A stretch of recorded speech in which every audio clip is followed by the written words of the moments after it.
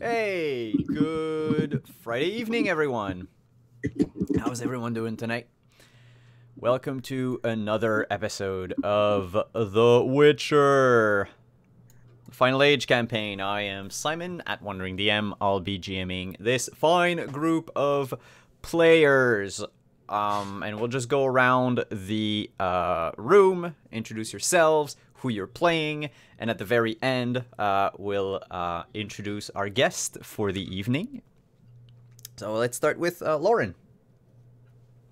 Hi, I'm Lauren. I am JL_NiceGirl on Twitter, and I play Ilona, the elf bard.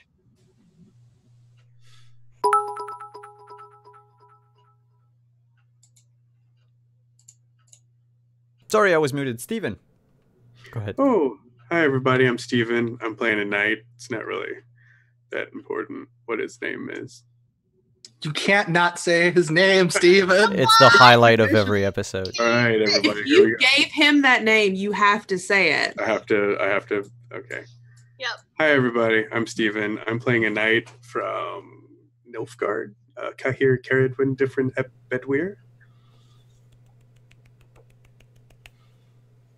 The man from Vicovaro. I am from Vicovaro. Jillian. Hey guys, I'm Jillian, also known as She Forgiving X on Twitter, and I will be playing the Witcher for this game, Ariella of the Owl School. Yep, and our last player, Manny. Hi, I'm Manny, aka Bag of Snails. You can find me at Twitter at Bag of Snails. And I'm playing Edric, the mage, who, I don't make bad decisions ever. Never, not one. I miss my hair.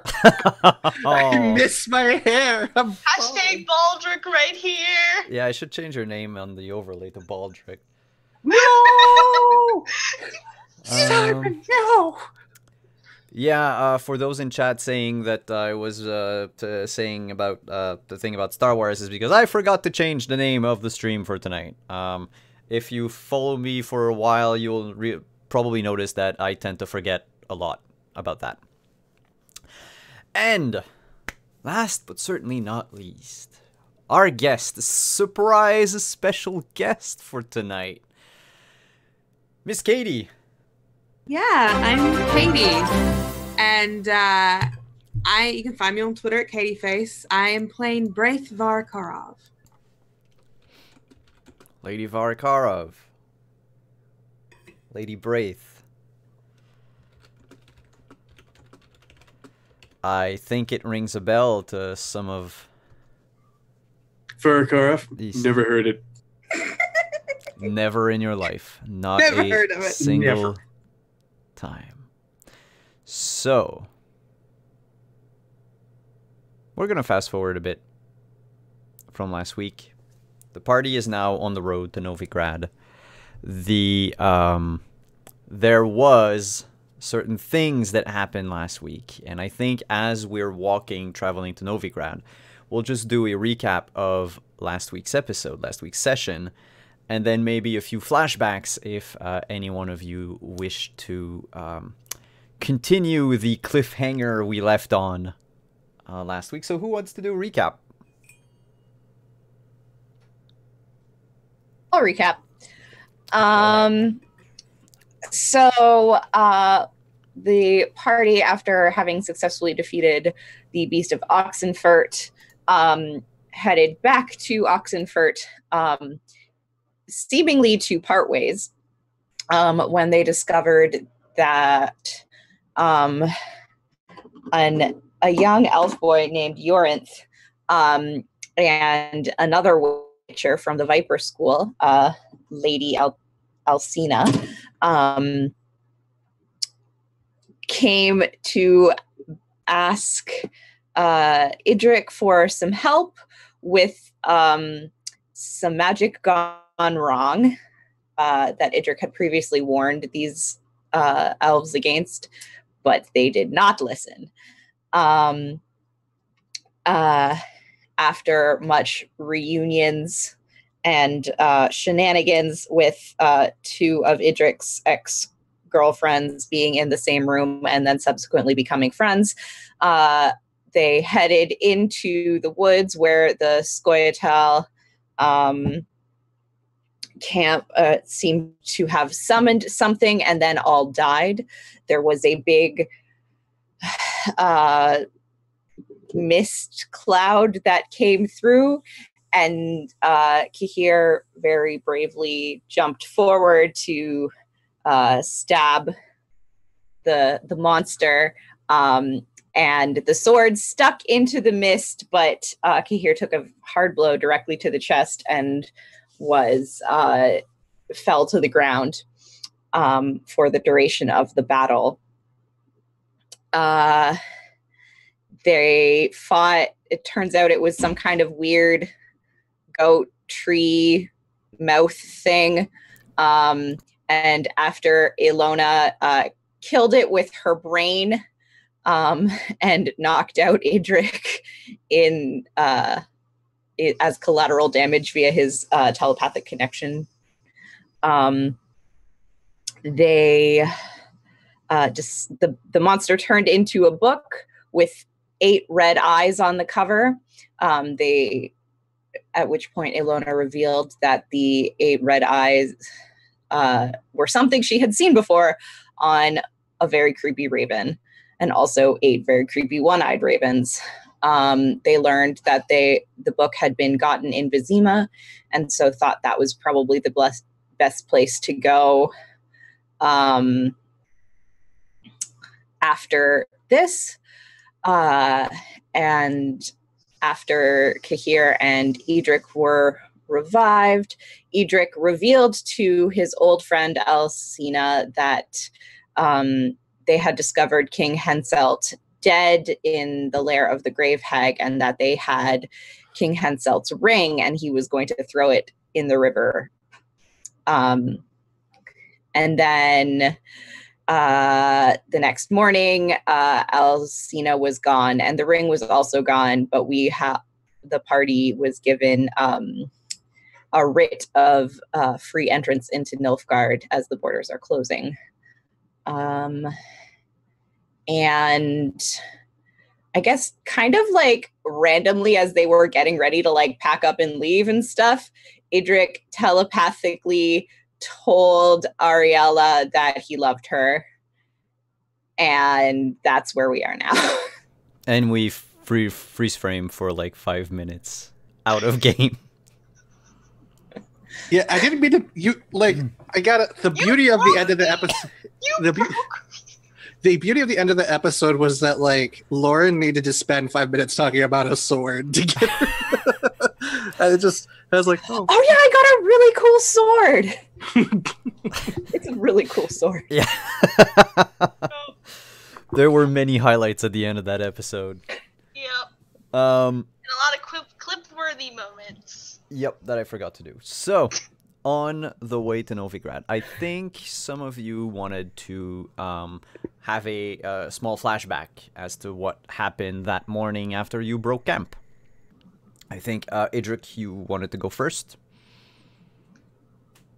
I mean, yeah, we could do that. I think you're the only one so far. Oh, okay. So, yeah, no, Idric has just telepathically like opened up a connection with Ariella and like just weirdly casually informed her that he loves her and is like kind of going about his business, pretending as though he's not doing anything at all, but like putting yesterday's sausage into a bag.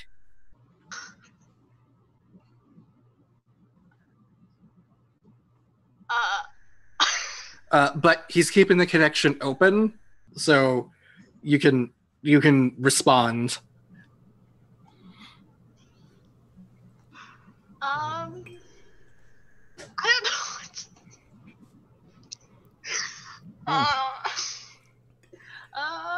It's also fine if Ariella doesn't know what to reply, you know? She has no idea what to reply, because she knows that he has never said that to her. He has never said. Don't give me those eyes. You've never said.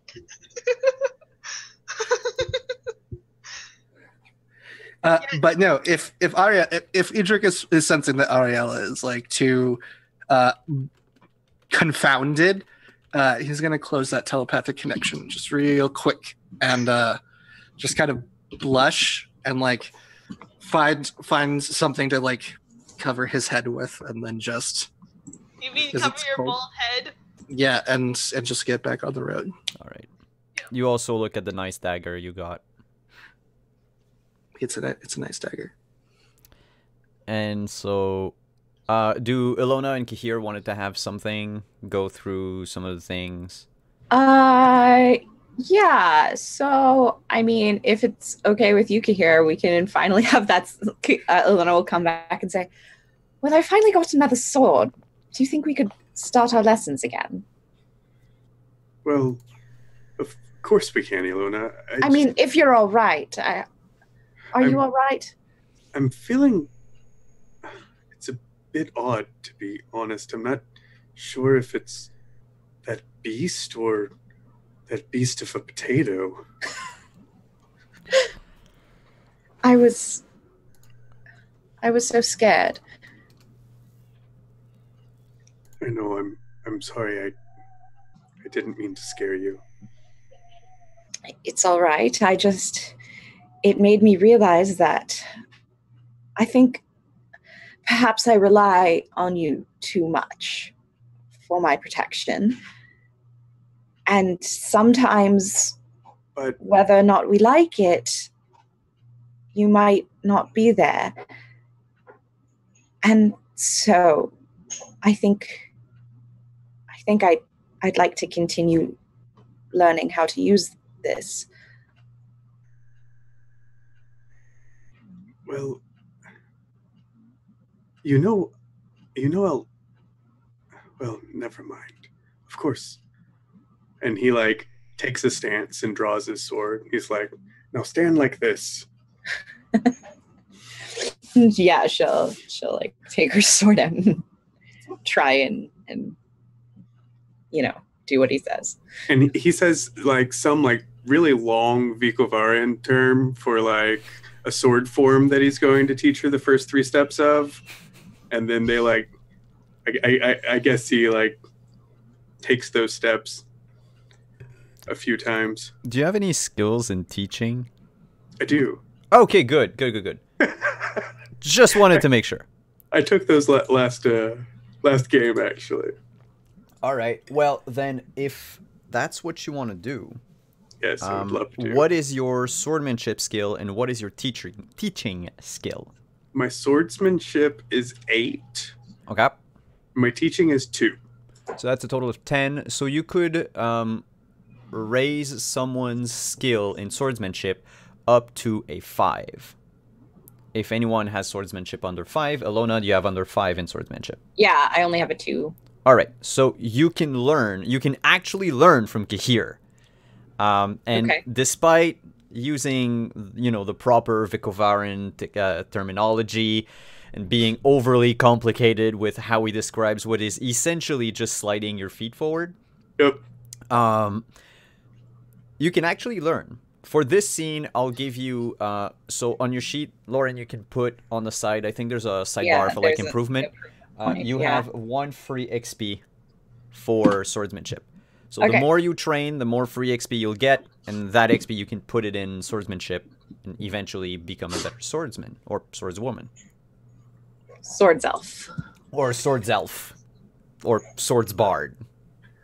Swords bard. Sward, Swordsbard. if you That will. sounds like a Viking's name. Swordsbard. Swords bard. That'd probably As- be Scald. As they're like kind of finishing up their practicing and Idrik has things packed up in camp, can I just like walk behind Kahir and go, I told you not to eat the potato raw. Just keep walking.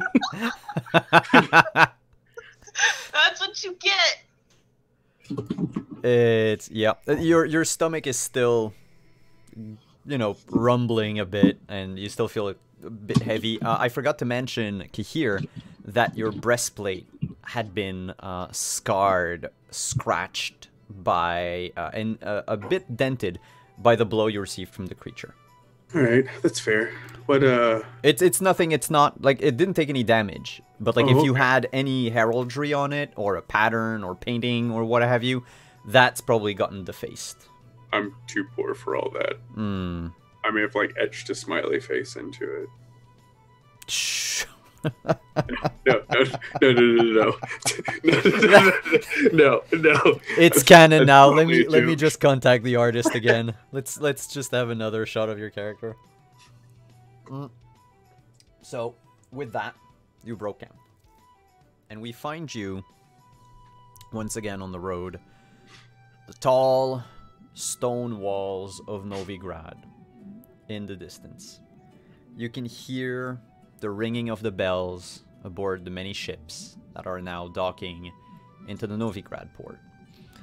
There's a line of farmers, peasants, traveling entertainers, mercenaries, just gathering at the gates. And eventually, it is your turn. When you happen upon the gates of Novigrad, this giant portcullis is open. Well, there are two of them. And in between them, this sort of impromptu desk was set up. A table with a stool. There's a what is probably a bailiff sitting behind it, and two guards wielding halberds. And a priest of the Eternal Fire. And as you approach, the man behind the table asks you for your identification.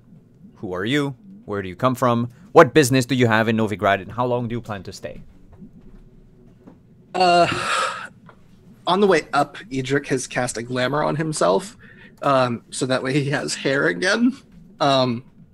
Because he saw himself in like a puddle, and was like, "Ha!" And just so I'll have a glamour up for like the next 2 hours. Okay. Do you cast the glamour in front of them? No, it's literally like he like sees himself in a puddle, like maybe 30 minutes away from Novigrad. Is hair. So he's gonna like pull out, like, I'm assuming because he's a detective, he's got like some kind of detective identification, like a writ of ownership or something for his house / office. Oh, you probably have the deed to the house. Yeah. So I'm gonna pull that out, and I'm gonna say, my name is Yidruk, and I'm here to reclaim money from the bank. He takes the paper, looks at it. You're from Oxenford. All right. Yes. Redanian, I like that. You can pass. And then as yes. soon as you take a few steps, the priest stops you. Oh no. And with a very, like, nasal voice says, "You seem to bear the bearings of a mage upon you. I can see your staff. I can see how you hold yourself."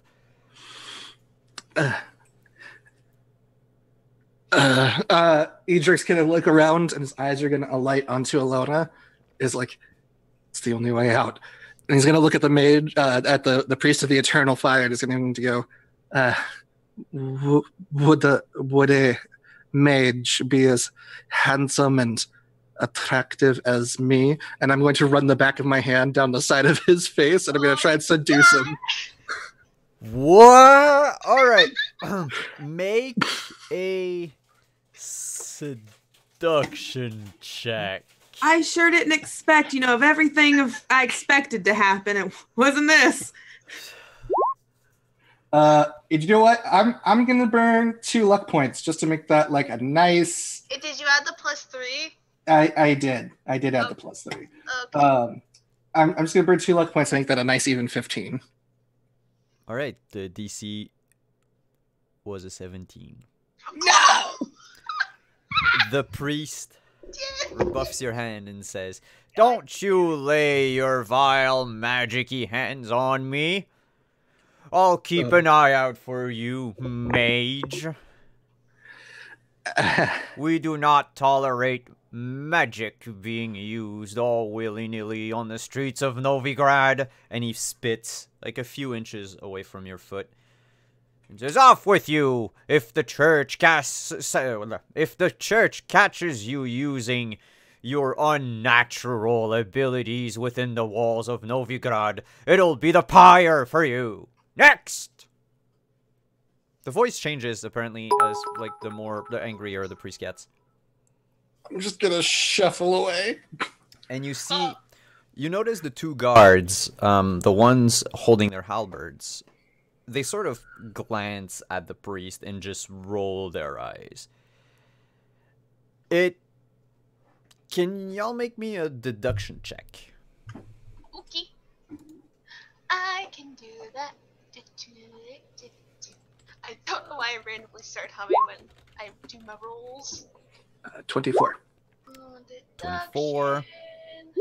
Yeah, you probably have some points in it as a witcher.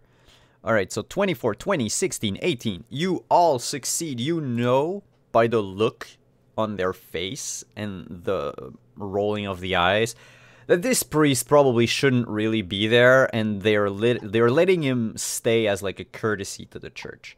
But he doesn't really hold any legal or judicial power in here. It's just annoying. It's annoying, but they can't really do anything about it. So you figure that, you know, regardless of what he says to you, you're probably safe because they're not going to enforce whatever he would say. So who's the next one to go through the gates? I guess I'll go next. All right. Yep.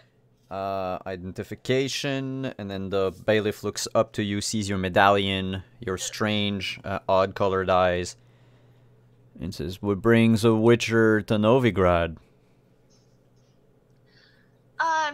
I'm accompanying my companion over there to help reclaim something from the bank. I'm Ariella. And he looks at the two guards and says, "You heard that, boys? Now witchers are hunting bankers. I told y'all that bankers were all monsters." And they have a laugh and they let you go, and the priest just sneers and holds his nose up when you pass by. And you can hear him mutter, "Freak," as you go through. I don't hear that, do I? No, it's really when she's like almost shoulder to shoulder with him. You're already beyond that. Yeah, I don't really. I never care about that. I don't really care what they think. Yeah, I mean, it's something that you've seen a lot traveling, especially in the north. Like, you know how close-minded they can be. Who's the next one to go? I'll go next. Except I don't have any papers. Oh. So, what are you supposed to be? I'm just a poor traveler hoping to get paid, sir. We have our fair share of vagrants here in Novigrad. I can see you're wearing a Nilfgaardian sword. It was my father's. That true? Out of game, is that true? Sure. Okay. He says, "Well, son of the Black One, if we catch you loitering..." Thank you. "If we catch you loitering or causing general trouble, it's off to the dungeons with you." No trouble for me. No dungeon delving either. What kind of fool would go delve into a dungeon anyway? I know, right? Well, you lads have a nice day. Aye. And when you pass by the priest hands you a small pamphlet and says, "Have you heard about the Church of the Eternal Fire, sir?" Oh, it's a good bright light. Well, you'll Casts away all the darkness. a man of faith. And he just, looks back to Idric and Ariella who have passed and says, unlike some. Welcome to Novigrad, sir. Only the warmth of the fire that burns inside of us all will keep away the darkness. You have a good day, Father. He puts a hand on your shoulder and says, "You as well, my son." Next! Ilona, like, straightens herself up. Yes, hello. Bailiff looks at you, looks at, do you have your musical instrument out? Yeah. Okay. It's like on her back. It's on her back, so it sort of shows, was it Yeah, she would have like kind of taken it. Yeah, well, as long as it shows somewhere, he looks up at you and says, "Oh, another traveling entertainer. Yes. You're gonna have Yes, a lot I of hear. competition here." Oh, I don't think so. And then, you know, he was scribbling something on a paper and looks back up at you. And takes a while and just clack his tongue. Yes. Yeah, alright, you can go. He didn't ask for a name. He didn't ask for anything. Yeah, I'm. Can I human perception? Oh, yes. Okay. It would be a literal human perception this time too. It would be an actual human perception. You perceive him as being a human, yes. Okay. What else do I perceive? He was suddenly smitten Oh, by okay. you. And he Okay, just completely forgot what he was going to say, what his job was supposed to be. And even when you pass by the priest raises a finger to say something, probably about your ears. And then you can just hear the bailiff go, and the priest readvises himself, and you go through without a word. Yeah, she'll like she'll turn her head back and smile at the bailiff as she goes through. Later on that night, that bailiff divorces his wife. I'm kidding. Ilona destroying marriages with a smile. I mean, that's what a +20 in seduction does. She's So it's supposed only to have- 18. Oh, sorry. No, wait, you have your makeup kit. Oh yeah. As long as you're you have makeup on, I wear makeup every goddamn day. So that's a +20. I mean, I like how then, quick flashback, before your sword fighting lesson, you had to like take a while to just put makeup on Yeah. and then go sword fighting. Yeah. Actually, I probably would have done the sword fighting lesson. I would have put on the makeup after. Yeah, of course. I get sweaty. Did it at the same time. So good she is. Dual wielding, lipstick and a sword. It's a very good sword. It lets me. It's very reflective. It is Hello? very reflective. And so as you come into Novigrad, you come upon the realization of a few things. One, you've got weapons and arms and armor and other things that you wanted to sell. Novigrad is a bustling merchant city. If you need something bought or sold, there's that. You also have the bank to go to, Vivaldi's Bank in Novigrad, where your payment is being held. You also know, well, depending on if that's something of any interest for you, if you wanted to head to Vizima as soon as possible, chartering a ship down the river might be the best course of action. And then there's something else you all notice as you come into the city. There are like these giant posting boards, which normally The Witcher, that's where you would find, you know, people having issues with monsters, other ads. It's like the like help wanted section of a, you know, it's like the Craigslist. It's a medieval Craigslist. Yep. Maybe a bit less creepy. But there's a sign that was tacked on almost like over the rest of the board. Like if the person that nailed it to the board didn't really care about what was going on in the city and just wanted to make sure that their thing would feature prominently. And it is an auction. You probably don't have the money for an auction. The thing is there are small icons of what will be sold, like quick drawings. And one of it catches your attention. A book with 8 eyes in a circle.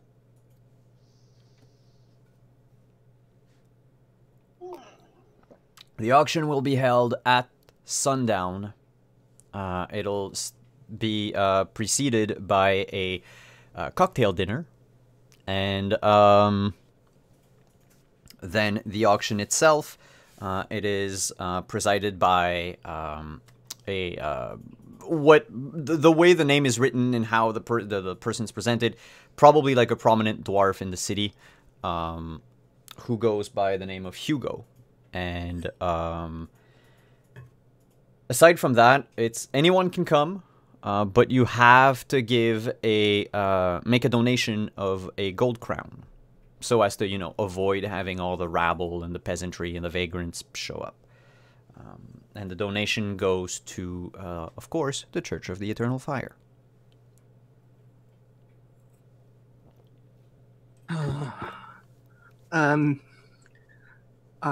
Are you seeing this? And you're just gonna point to the 8-eyed book. It seems there's a lot more out there than I thought there'd be. We It might be worthwhile to make our attendance. Yes, we might need to procure that book if it can do what the one we have can do. We can't let that fall into the wrong hands. Alright. Ilona, Kahir. Sorry. Hello. Cat! Cat? Cat attack! What, Random cat runs by. what do you think? Well, it seems like it could be important, or at least I don't know. I mean, it depends on who would purchase it, and if they know it can create such monsters. I don't even know anything about this circle of 8, or what they want, or what they're doing. They're just strange birds as far as I'm concerned. Very strange. And plus, how might we go about procuring it? Well, there's always buying it. We might be able to afford it. If not, we could talk to whoever does, or there are less savory methods. Yijuk, the priest already told you about magic. I would heed his warning. I believe you're already indebted to some of us here yourself. Oh no, sorry. He gave us the balance of the money already while you were out of commission. Yeah. Yeah. Like I said, don't eat potatoes raw. But I don't need magic to kick a noble's ass.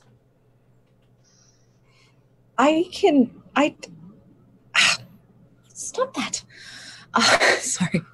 Alona's just bothering with cats. There's just a cat just trying to just really wants her affection. Or Suddenly it's biting her finger. Or it's the bailiff standing nearby with just like sweaty hands, and he's like, No.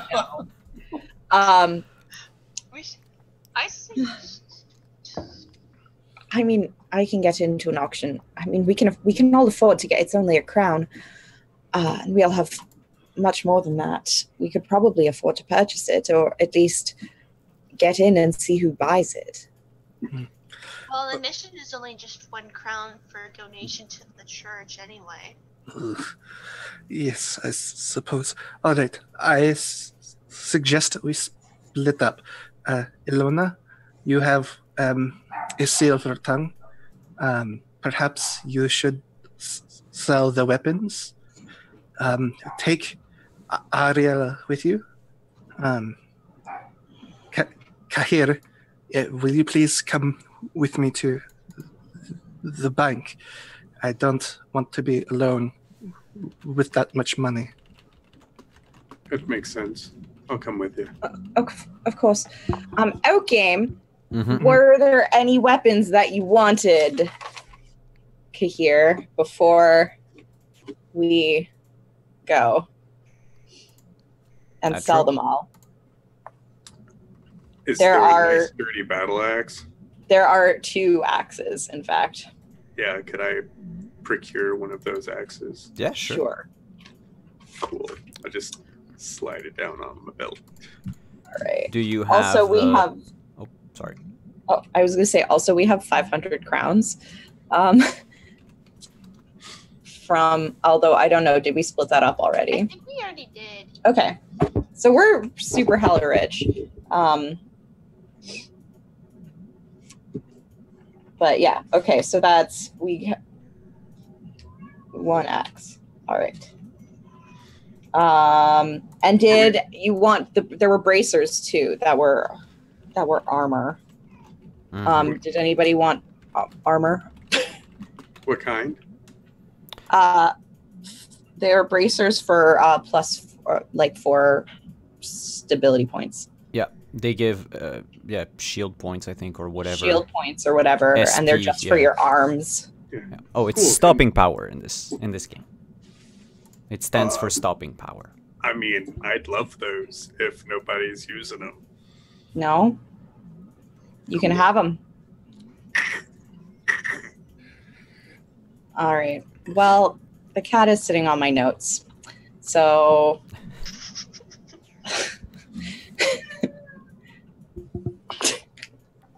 Sure. anyway, let's go sell what I don't have. So it's 1 axe and a arming sword left to sell. Still is that. All right. Am I just selling? So, well, we're gonna go with you and Ariella for a moment. Oh, okay. Seeing how you've probably been to Novigrad before, so you sort of know the general layout of the city, and you head to. No. Sorry. Oh, it's okay. Both of the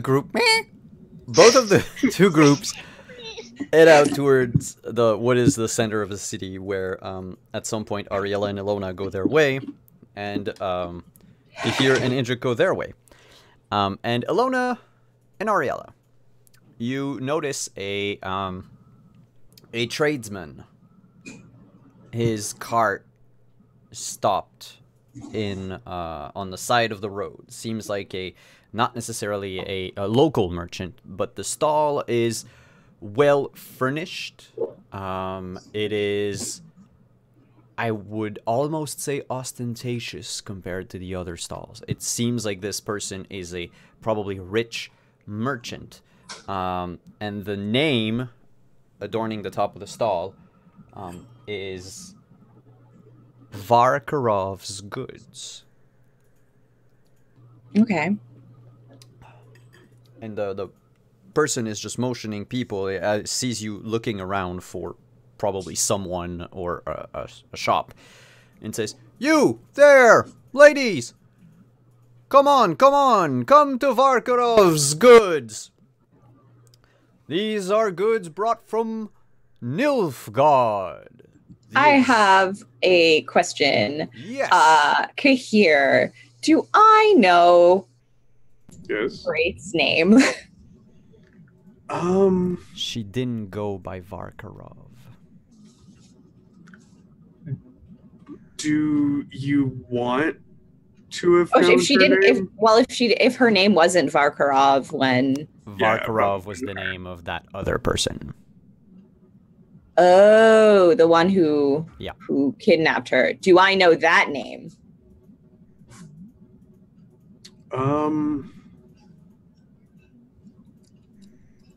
Yeah, I've probably talked about that name more than I've talked about the name Bray.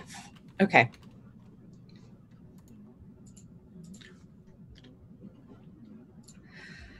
Okay, yeah, sorry. Yes, I will approach the man. I will follow suit. Yes, I see you have a discerning eye for taste, my lady.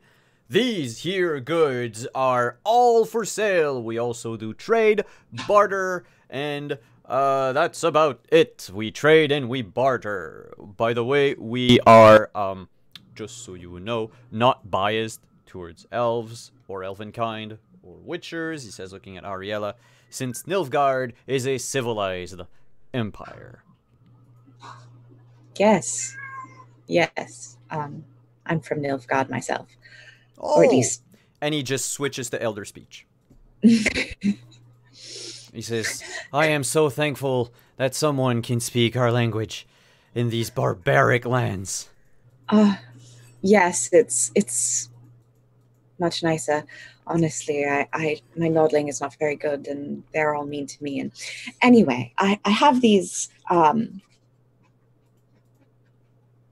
I have this axe and this sword that I would like to sell you. Oh, if you wish to sell, and if you're from the southern lands, then let me just... And he says, just wait here for a brief moment. And he knocks at the door of a townhouse that was behind him. And says, My lady, I would need to use your eyes and appraisal skills. We have customers. After a moment, the door opens and you see a woman there dressed in very fine, very, very fine clothing. It's colors of yellow and blue. And her hair is long past her shoulders and brown and pulled back behind her, sort of half up and half down. And she steps out. Yes, what can I help you with? Yes. Sorry to trouble you. I just have some weapons I want to sell.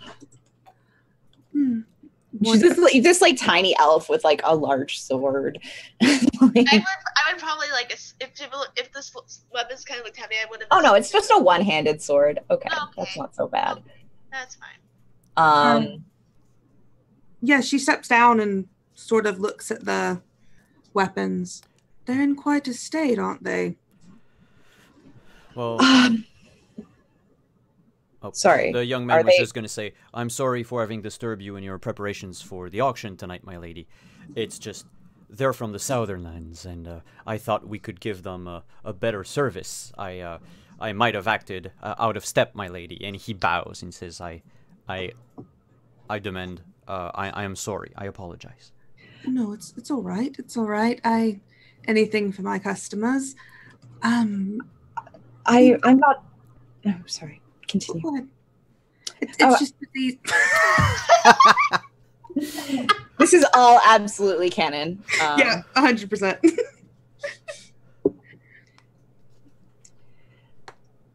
You go. I know they aren't very good quality or anything. I believe they were. Stolen somewhere from something, but I just have no use for them. And perhaps you could sell them to some stupid northerner. Oh, well, we don't discriminate here. Anyone can be stupid. I mean, I don't really trade in weapons. I can give you maybe 10 gold for both. No? Sorry, this is okay. Yeah, No. I'm sorry. Katie probably doesn't know exactly the prices, but Yeah, that's No, fine. I do. Oh, I you do? Yeah, you have it for even the weapons. Okay, good. Would I know that she's swindling me like super hard? Yes, because I had to sell a sword for money. So yes, I know she's swindling me. Oh, super. yeah. You know that normally you would be able to sell it for 10 times that price. Look, they're not that bad. It's just that I don't really have the customer base for them. Oh, well, I suppose I could find somewhere else to take them. But I am interested in hearing about this auction of yours. Oh, it's not mine. I'm just a guest. Oh. And I'm do you know who's holding the auction? A man, a noble here named Hugo. Hugo. Interesting. Well, Will you I be believe- attending? I believe my companion here was planning on it, yes. I hope you have a good time and you get whatever you bid on. I usually don't walk away with anything. It's just a sort of a time to people watch. Tell me, what brings the Varkarovs up here? Oh, I am here doing business for my husband. Oh. Interesting. And with the borders so fraught, are you sure that this is the best idea? I can take care of myself. I'm sure that you can. Well, thank you. I'm sorry to have troubled you with goods that you can't sell. It's all right. Do you need anything? I have other things here if you need to purchase anything. What kind of stuff are you selling? Just general goods, that kind of stuff. General Yeah. goods. The page in the book is page 93. It's in the gear page. I heard 93. there were dungeons to delve in here. 10-foot poles, grappling hooks, torches. Yeah. No, I don't think we need anything. So yeah, that's fine. Oh, no,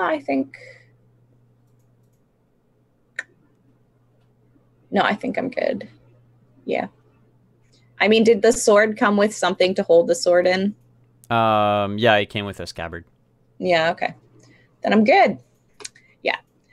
No, thank you. Maybe I'll see you at the auction tonight. What did you say her name was?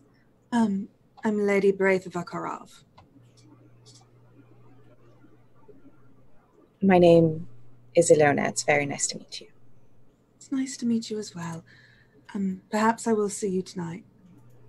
You and your companion here. Yes. Lady Braith, can you roll a human perception check? So just click on the D10 next to human perception. Just to see if Lady Varkarov noticed the expression on... Yeah, she did see the expression in Ilona's face. Well, can I roll deception? Yeah, some- sure. Yeah. Deceit? Yeah, deceit. If you roll higher than an 18, you're fine. Damn it. So- Wait, no, I got Oh. luck. I got so much luck. Do I have to... It needs to me? beat her. Okay. Yeah, I can spend 3 luck points. Sure. So you did not notice her eyes and her expression when you introduced yourself. And then we'll just go somewhere else that sells weapons. There are multiple armorers, and you can sell these weapons for a quarter of their regular price. A quarter? Okay. Yeah. Novigrad's a big city, and we're not necessarily in a time of war. So the war ended a couple of years ago, so there's like a massive influx of just spare weaponry or broken weapons coming in. Mm-hmm. So a quarter of the price is what you can get without going into a lot of details. Or you can Okay. sell them for 10 crown. I mean, it's a steal, No, literally, for her. she would literally be stealing from me. Yep. Okay, All right. cool. We'll skip over to... Can I roll to haggle and get a better price? No, like not to roleplay, just to. Oh, yeah, just make a roll. If you do make a roll, I'll say 10, 13, 17, 20 with a 5% each. I rolled a 22. So you can sell them for, let's say, half the price. Okay. Like, it would be 45%, but let's not screw it. Half the Yeah. price. Don't make me do math, Simon. No, it's fine. Kihir and Idrik, you happen upon Vivaldi's Bank. This huge stone building with massive columns in front of it. When you enter, all of these clerks are behind a marble counter protected by iron bars, with just a tiny window at the bottom through which you can exchange money or promissory notes or what have you. The entire place is staffed with dwarves and nothing but dwarves. When you come in, there's this dwarf that greets you. He's wearing a white shirt with a small green vest. He's wearing an oversized beret, a green beret with a an ostrich plume, ostrich feather coming out of it, and he has a well-kept beard, rounded, like almost a perfect semicircle, and a big thick mustache. And he looks at you and says, "Why, welcome to Vivaldi's Bank." In kind of like basic dwarven, like not like horrific dwarven, but like, you know, usable dwarven. I will simply say, yes, hello. I'm here to exchange a promissory note for a coin, and I will pull out the 500 crown note that I got from the merchant family and put it on the counter. Aye, you bear the face of new customers, aye? I haven't seen you before here. No, it is my first time. No need to be nervous. Alright, let me see that note. And he takes the note and looks it up. And it is a note for... Uh-oh. What's up? Quick, where's the book? I need to get the money for the thingy, and for some reason it's not on my wiki anymore. Oh no! Oh no! It's okay, it's okay. The contract was for 500 from the merchant family. Yeah, the merchant family. Yeah, it was for 500 because I was going to pay out 100 to each of them, and then I would have 200 left over. But then I was like, oh yeah, please stay. I'll give you 50 extra gold. Yep. Yeah, that was the bounty for the Grave Hag. I just wanted to double check. Probably that... Oh, yeah, okay, no. It's because I didn't write the amount, but I wrote to look at the Grave Hag. That's why. So, a note for 500. We'll be right back.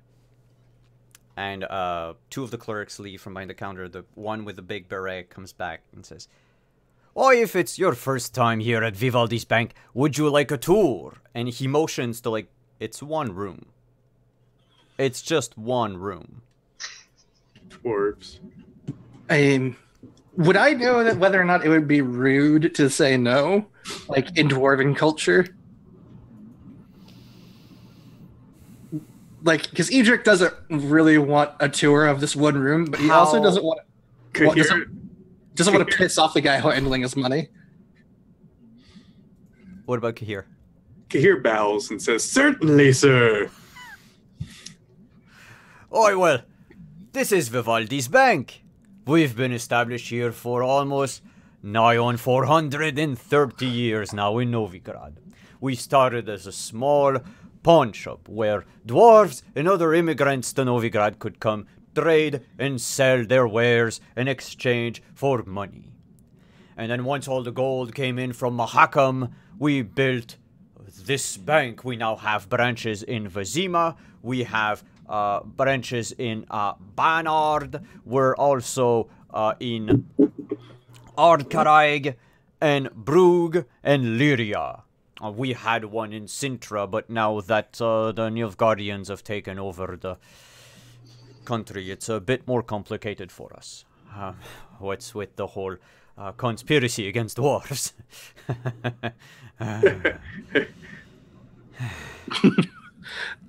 Edric is just like... After this, like, nervous laugh and a sigh, he looks at the counter. Says, well, they're not gonna be back for a while. Fancy a game of Gwent? Just without even hesitation, Edric rips out his Northern Realms deck and slams it on the table. And it's just like, I thought I would never get to use these. Oh, you're using a pretty weak deck. Here, let me show you. And he gets out, like, these cards. They're all gilded. It's like a beautiful package in a leather box. He's like, this is a special Vivaldi's deck. Now, how much was that promissory note for? 500? I'm not gonna ask a new customer to wager on their whole notes. How about we wager a friendly 50 gold crown on this? I will put 50 gold crowns on the table out of my pocket. Alright, make a gambling check. Oh no, it's a skill! Oh! It's a skill! But Oh, you're gonna no. lose 50 gold over it. Yes, I am! Oh! Oh. Oh, I got a critical! Mm-hmm. Oh. Click on the crinkle button. Okay. Oh, I just rolled another 10. 8. So 25. Yes. Fuck it. I'm gonna burn 2 luck points and make it 27. I got a 14. After a couple rounds of Gwent, the dwarf sighs, picks up his card, puts them back in his box, and he says, you just got a lucky draw for 3 games in a row. It's okay, the Vivaldi deck is still in the early stages of prototypes. Did you like my cards, by the way? I made them myself. Yes, they were very lovely. If I may, you put too much importance on the first round. You should be willing to sacrifice. Otherwise, in the third round, you have nothing left to fight with. The dwarf lifts his beret up a bit and he looks at you. He stares intently at you and says, are you trying to teach a dwarf how to play Gwent, boy? I'm so sorry. Just a hip. Sorry. And that's when your money comes back. Hooray for you! You just made 50 crowns. Yay! Yay. So now I've got... Here you just witnessed a very nerdy bout of card game. Kihir was yawning the whole time. Probably was like about to go to sleep when the round went round. Yeah, he's probably like leaned up against the counter, just like, oh, what, is it over? The dwarf's like, that's just my first turn. We have to play about 6 more of these. It takes like 40 minutes for the game to be over. And you know, throughout his whole turn, the dwarf's just looking at his hand going like... And he rearranges the cards.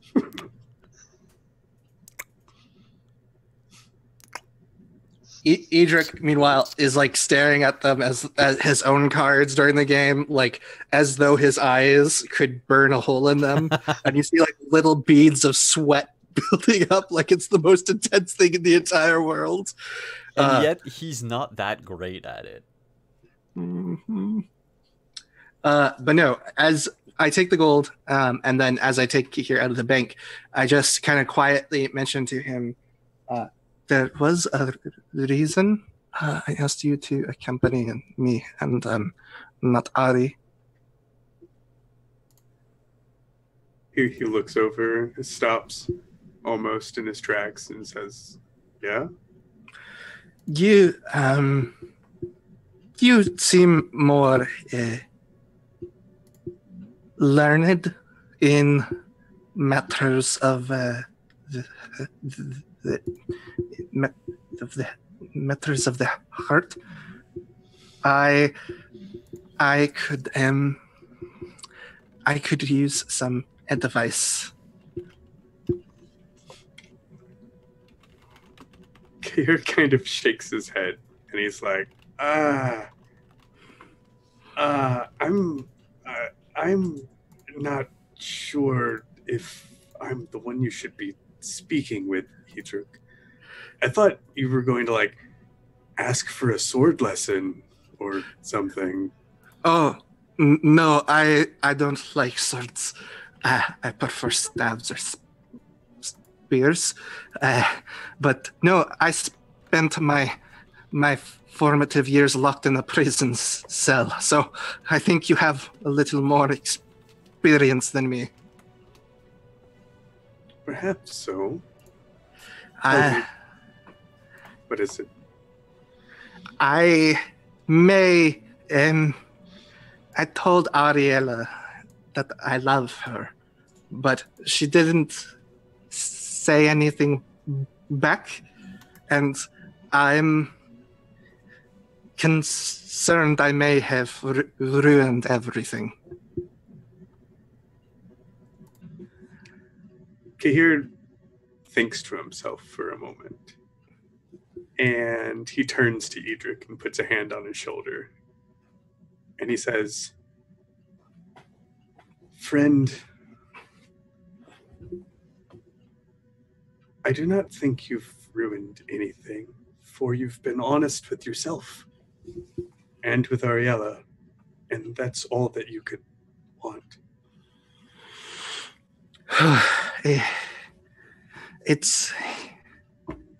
We were fighting the creature, and I was on fire, and everything was... What? Wait. What?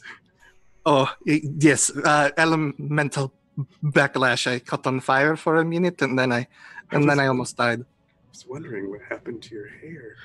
Yes, it burned off. But I watched as you got knocked to the ground, and Lady Alcina, she almost was consumed. I don't want something to happen to Ari without having everything up front. I can't think of a greater hell than never being able to tell the person I love the way I feel. Then you should do exactly that, Edric.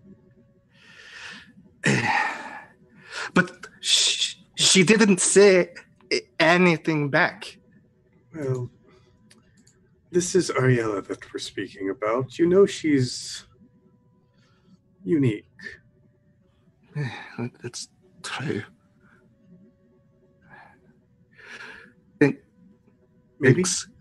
she just needs her time to think about it. Yes, true. Witchers, they have trouble with emotions. And Edric's gonna clap here on the shoulder as well. He's trying to like intimidate, like not intimidate, but like imitate. Like it's like, okay, this is how the men do. Like it's not very hard. It's kind of gentle, so it's like when you get like a limp handshake. It's just a little. Yeah. Are your Is he palms more like sweaty? rubbing my shoulder? Yeah, it's more of like a gentle pat. It's like, thank you, Kashir. I appreciate it. Not exactly the reason I thought you needed me here, but Well, Not a problem. Yeah, we should find the others. There's a peasant that walks by across the street, looking at you with, like, both of you with your respective hands on the other's shoulders, and just says, "I get a room!" I turn and wave. You wish you could have some of this action? The other peasant is just completely confused and leaves. I don't think he expected any repartee from anyone. And on that note, you gather around in the town square, the marketplace, with both the gold from the weapons, the gold from the bank, and the gold from the cards, and the gold of having received love advice. It is around... That was true gold. Yep. True gold right there. It is around noon by the time you meet up. Kihir, I need to speak with you. Oh, yes? No, wait, please, just come with me, just down the street or something. It's You need very... advice too? What? No. Sorry. It's very... Kihir, this is very important. Yes. Well, he takes Ilona aside and he says, "Well, whatever is it? You seem concerned. Is it She's another here. monster?" What do you mean? Braith.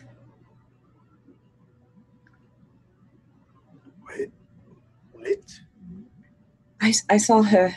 I didn't recognize her because, I mean, Why would she you? could have been... Her name, though. Braith Varkarov. It has to be her. Where did you see her? There was a stall. She's doing some business for her husband, she said. But she's married.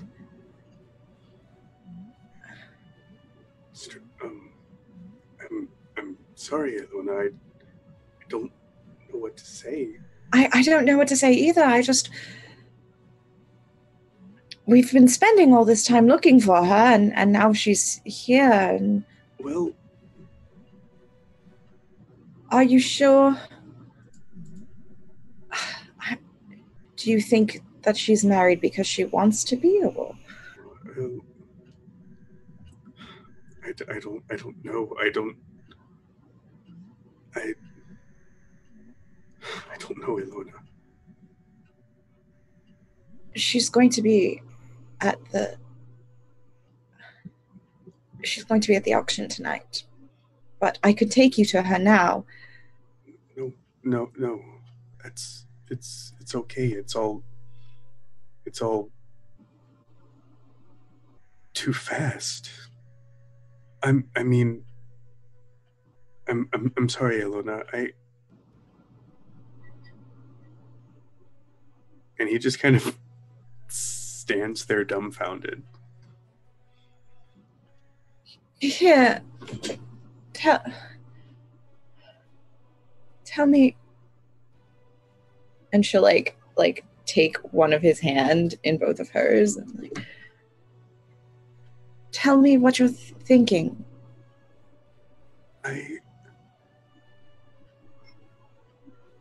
He squeezes her hand and he says, "I don't want her to be here." What do you mean? I want you to be here.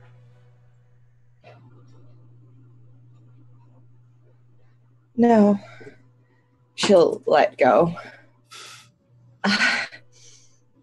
You're making a mistake, Kihir. Why do you think I've been running around? No, stop.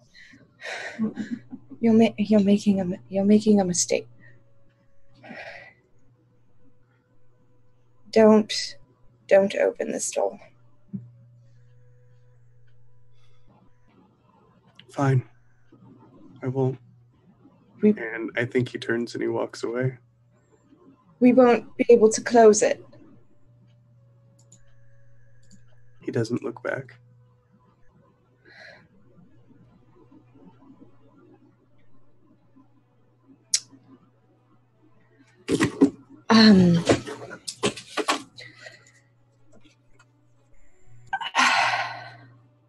I think she's just gonna go find Hugo, is what she's gonna do.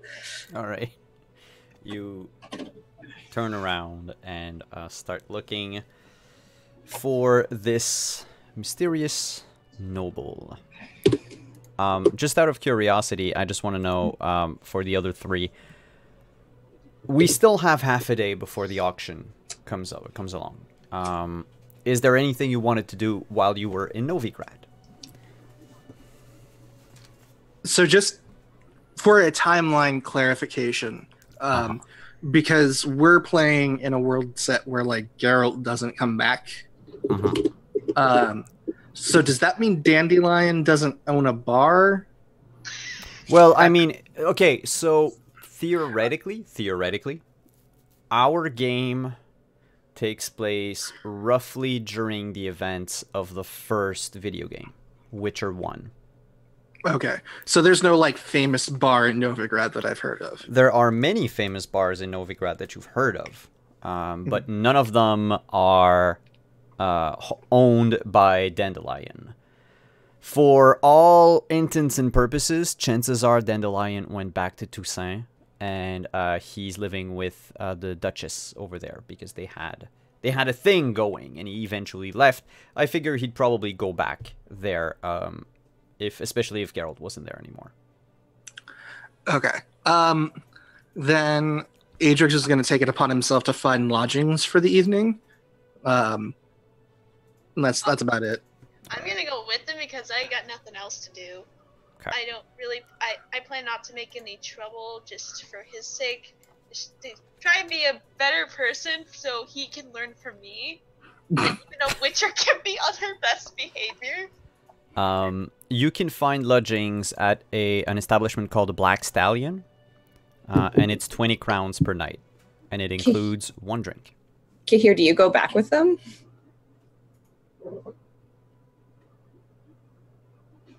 You're muted. Yeah, you're muted. I was about to say. I think Kahir probably goes and wanders the streets. All right.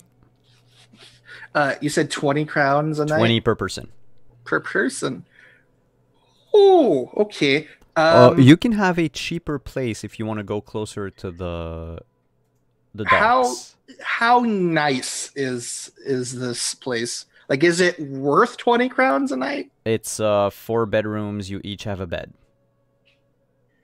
There's an extra 5 crowns if you want to have a bath.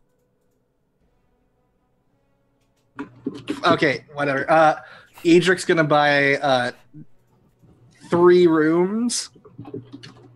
What? 3 rooms? That's great. He'll buy 4. Like they killed a grave hag. They killed a Cthulian monster. Like he's like, why not? Sometimes you have to enjoy the little things in life. And he's also going to give Ariella her 150 gold that he promised her. Yay!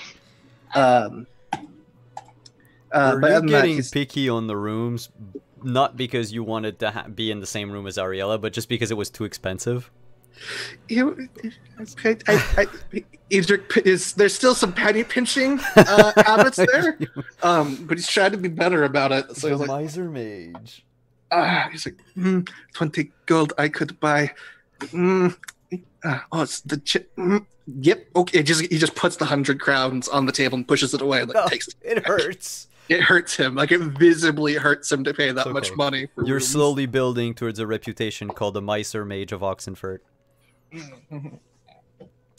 During that time, I'll just skip to Ilona. Yeah. I'm going to ask you to make a streetwise check as you ask for directions. Basically, the highest you check, the faster you can find information on this Hugo. 17. Which is good. It takes about 2 hours. You ask around. Of course, you not having a last name is kind of hard. I mean, not having his last name, not yours. Oh yeah, sorry. I mean, it's just I'm looking for a Hugo. Yeah. He's probably rich. Well, did it say it on the flyer? It's famed auctioneer Hugo, collector of arts and memorabilia. So it's Hugo something. Okay. And you managed to find him. A rich, what's it called? A dilettante? A dwarven dilettante. By the name of Hugo, and his last name is Victor. Hugo Victor. Go to hell, Simon. What? Cute. What?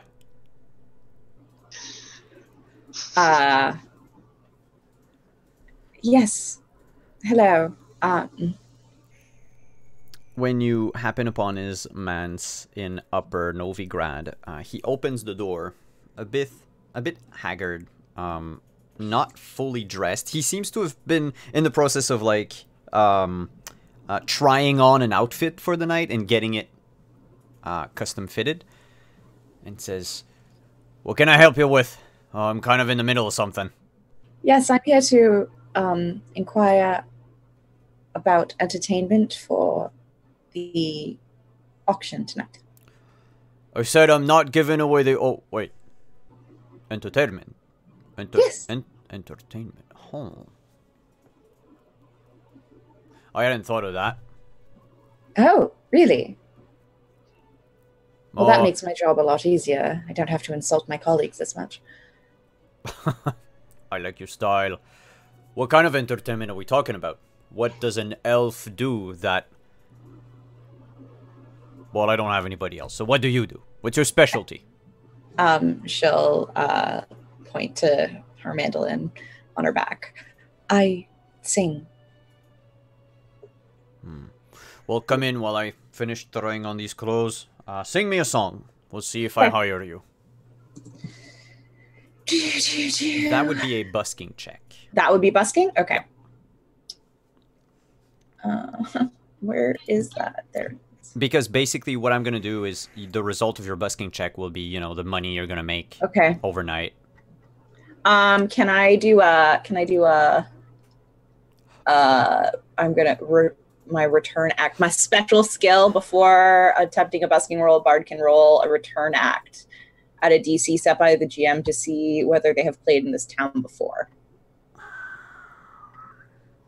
And you've been to Novigrad before, right? Mm-hmm.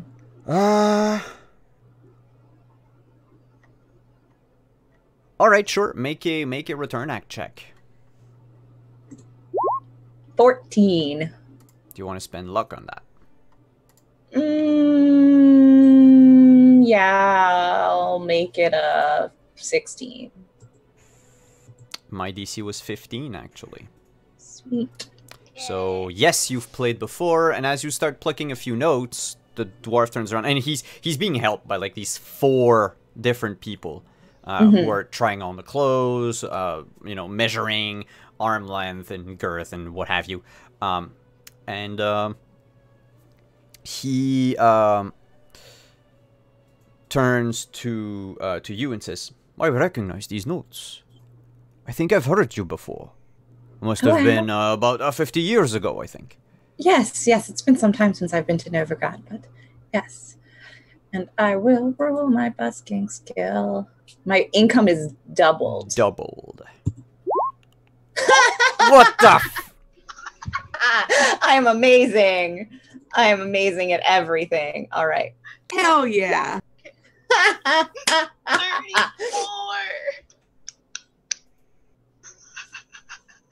And I get +2 at everybody at the auction. She just barded the fuck out of you. Yep. All right, goodbye. All right. I thought you were just gonna leave the room. You'll make... Well, I'm sort of tied with the headset at the moment. So, over the course of the auction, and even a few crowns that he gives you in advance, we'll say he gives you like 4 gold crowns in advance, and you'll get the 30 other crowns tonight. I think you mean I'll get the 64 other crowns tonight. Fuck, it's doubled. So let's say he's gonna give you 8 right now and 60 overnight. Okay. Like just to make it like a round number. Okay. It's like 8 is like a retainer's fee, if you will. All right. He wipes a tear off his eye and says, "I've never heard an elf sing with such a voice before. You truly will be a fine addition to the auction tonight. Oh, look at what you've made me do. I've ruined my makeup." Oh, I'm so sorry. And I guess I should go buy a dress. That's what she'll spend the rest of the time until the auction. She'll go back to, I don't know.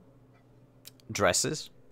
Yeah, she'll go buy a dress. Maybe at the Varkarov's place, because they probably have the nicest ones. I right? was going to say, let me check if the Vikovarov's place has the Varkarov, you mean? Yeah. Let me check. Do they have... I do have clothing. Clothing. Oh, and she has fashionable clothing and jewelry. Fashionable clothing and jewelry, yeah. Yeah. So...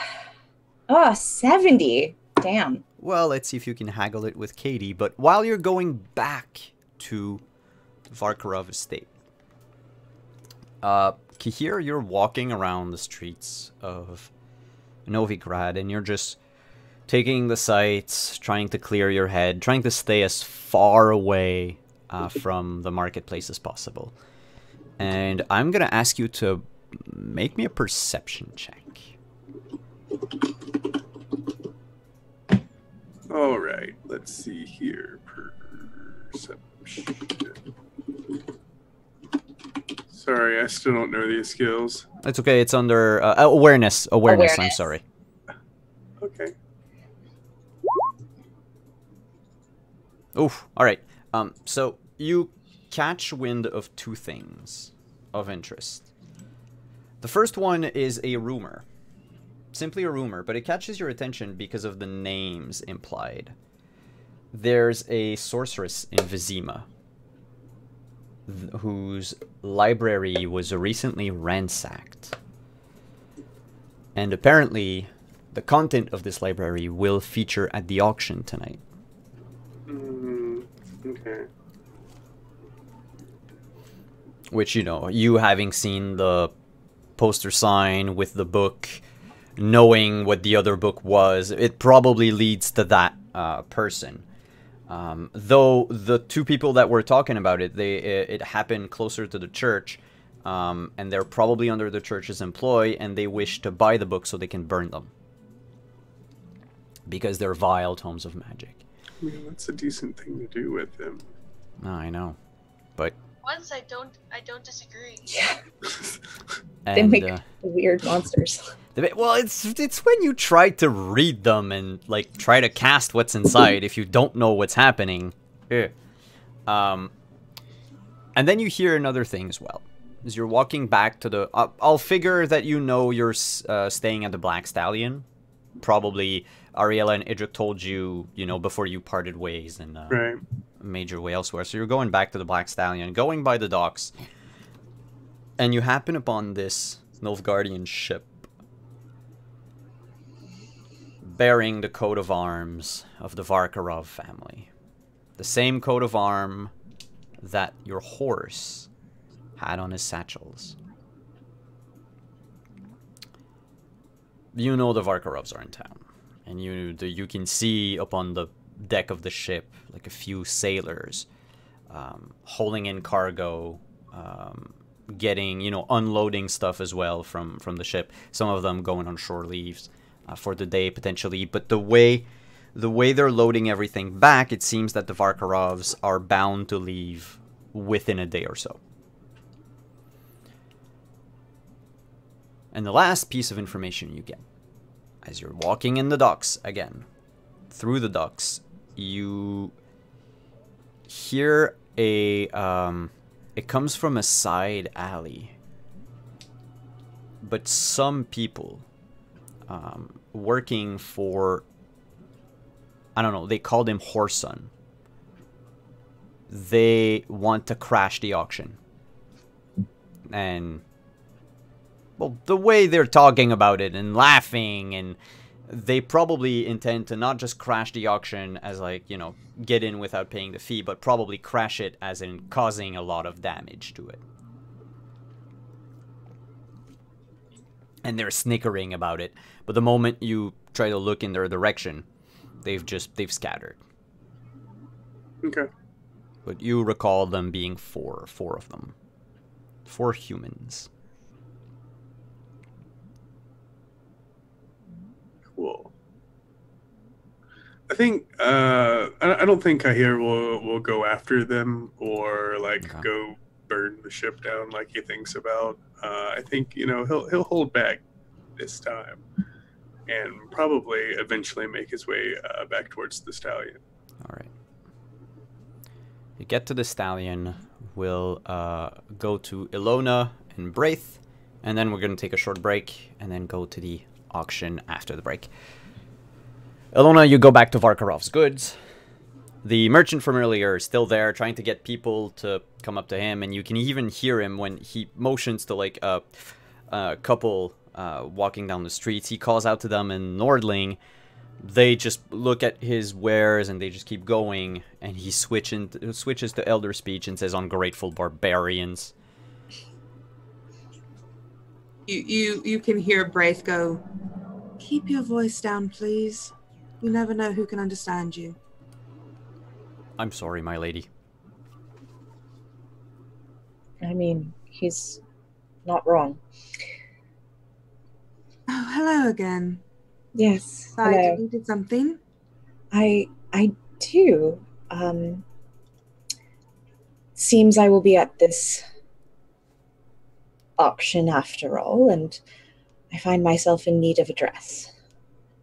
Oh, of course. I assume something already made. You don't really have time to make anything special. Yes, something already made is perfectly fine. Yes, come with me. And I think she leads you into the townhouse part where she was. And she goes up to this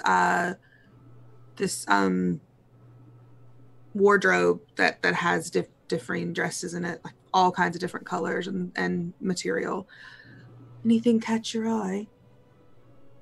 Well, you see, I'm going to be singing and playing the mandolin, so nothing too ornamented. I don't want my pegs to get caught in anything too lacy or covered in stones or anything. Yes. All right. And she looks through it, and I think she pulls out this like very deep hunter green dress, like in a pretty similar like material silk like she's wearing, and holds it up to you. I think this might work. It's quite your color.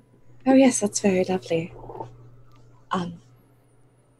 And like she'll go, behind a screen or whatever to try it on. You can go inside the house, I figure. Yeah, we're in the house. I just mean like there's probably like a changing room screen or something. Yeah.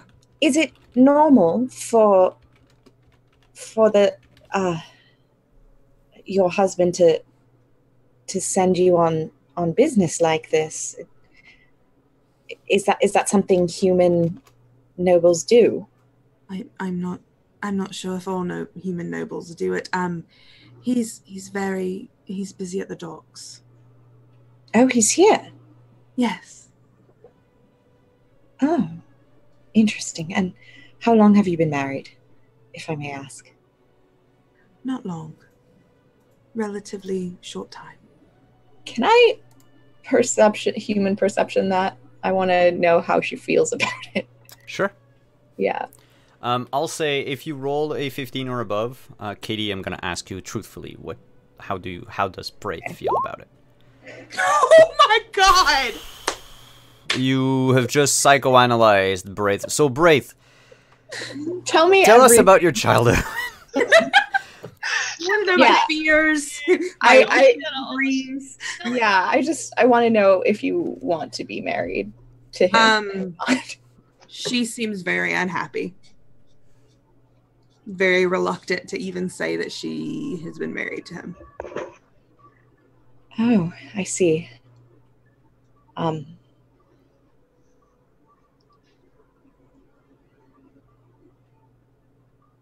Step out. I'd like to see the dress on you.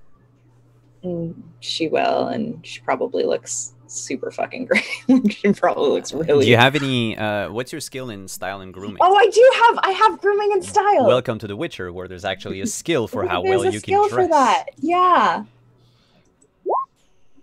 I don't know if my What? makeup kit adds anything Yes, to that. it would add a +2. +2, so that's a 27. Oh no, my makeup kit is seduction and charisma, not grooming and style. Oh, okay. Well So then, just a 25. it is just a 25 in a game where the highest DC is like a 20. So she comes out looking, I'll say, stunning, even more so than you thought you were when you wore it, Braith. Because you probably tried it on at some point, and it's just it's made for her. Like, it's just You look lovely, darling. I think that dress was meant for you. Oh, I suppose I'm not used to wearing such finery. It doesn't travel very well, but it seems like this is going to be quite an important event, and perhaps Just wait one moment. And she goes over to this display, and you can see her rifling around in it, and she comes back with this clip in the shape of a dragonfly, intricate jewels in it. I think this would go very lovely with it, and just pulls it up in your hair.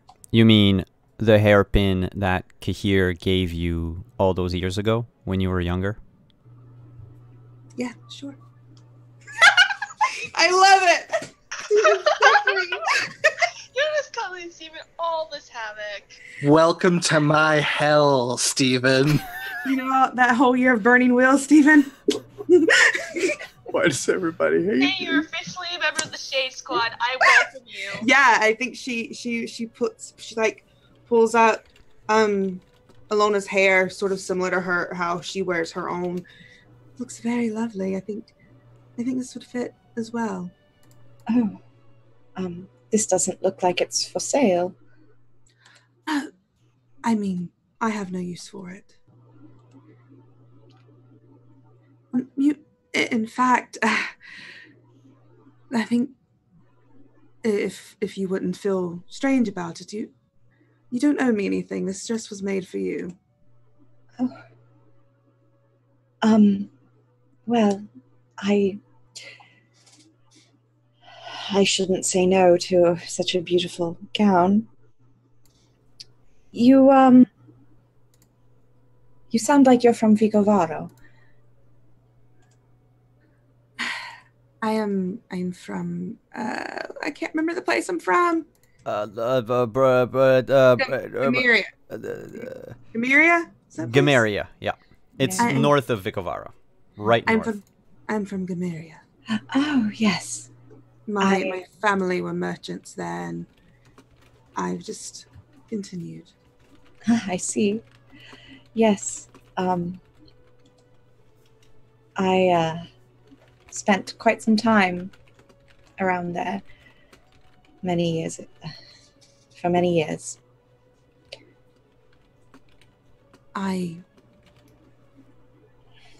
It's where I grew up, and I had to leave. Oh. You don't seem happy about that. It wasn't the best option, but you know, sometimes you just have to take what hand you're dealt. I suppose. Although, there is nothing wrong about making your own cards. I hear they do that quite often. You're right, but sometimes even the cards you can make aren't exactly the hand you want to hold.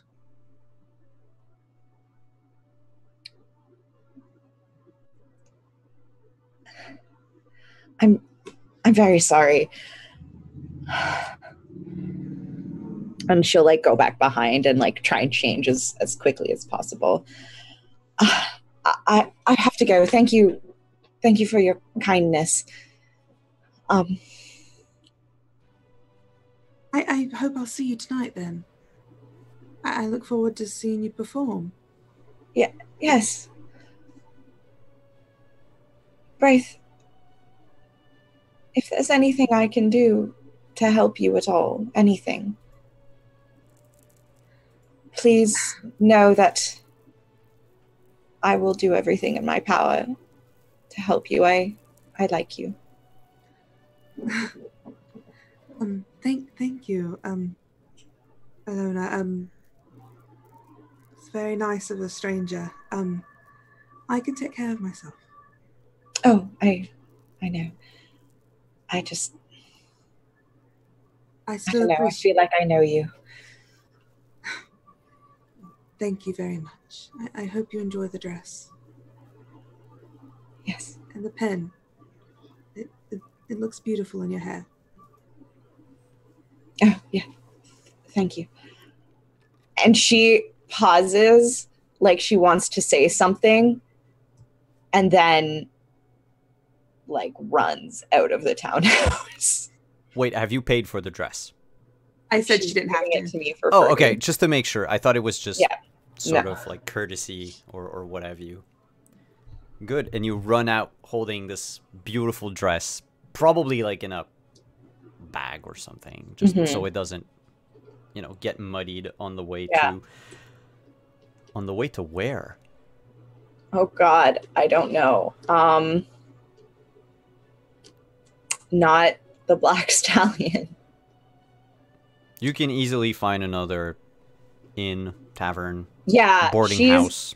She's gonna go find, she's gonna go to the fanciest inn in Novigrad.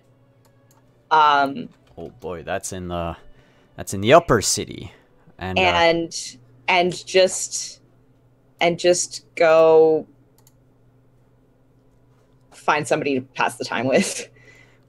Well, and if she can't do that, then she's gonna drink. No, there's actually the highest,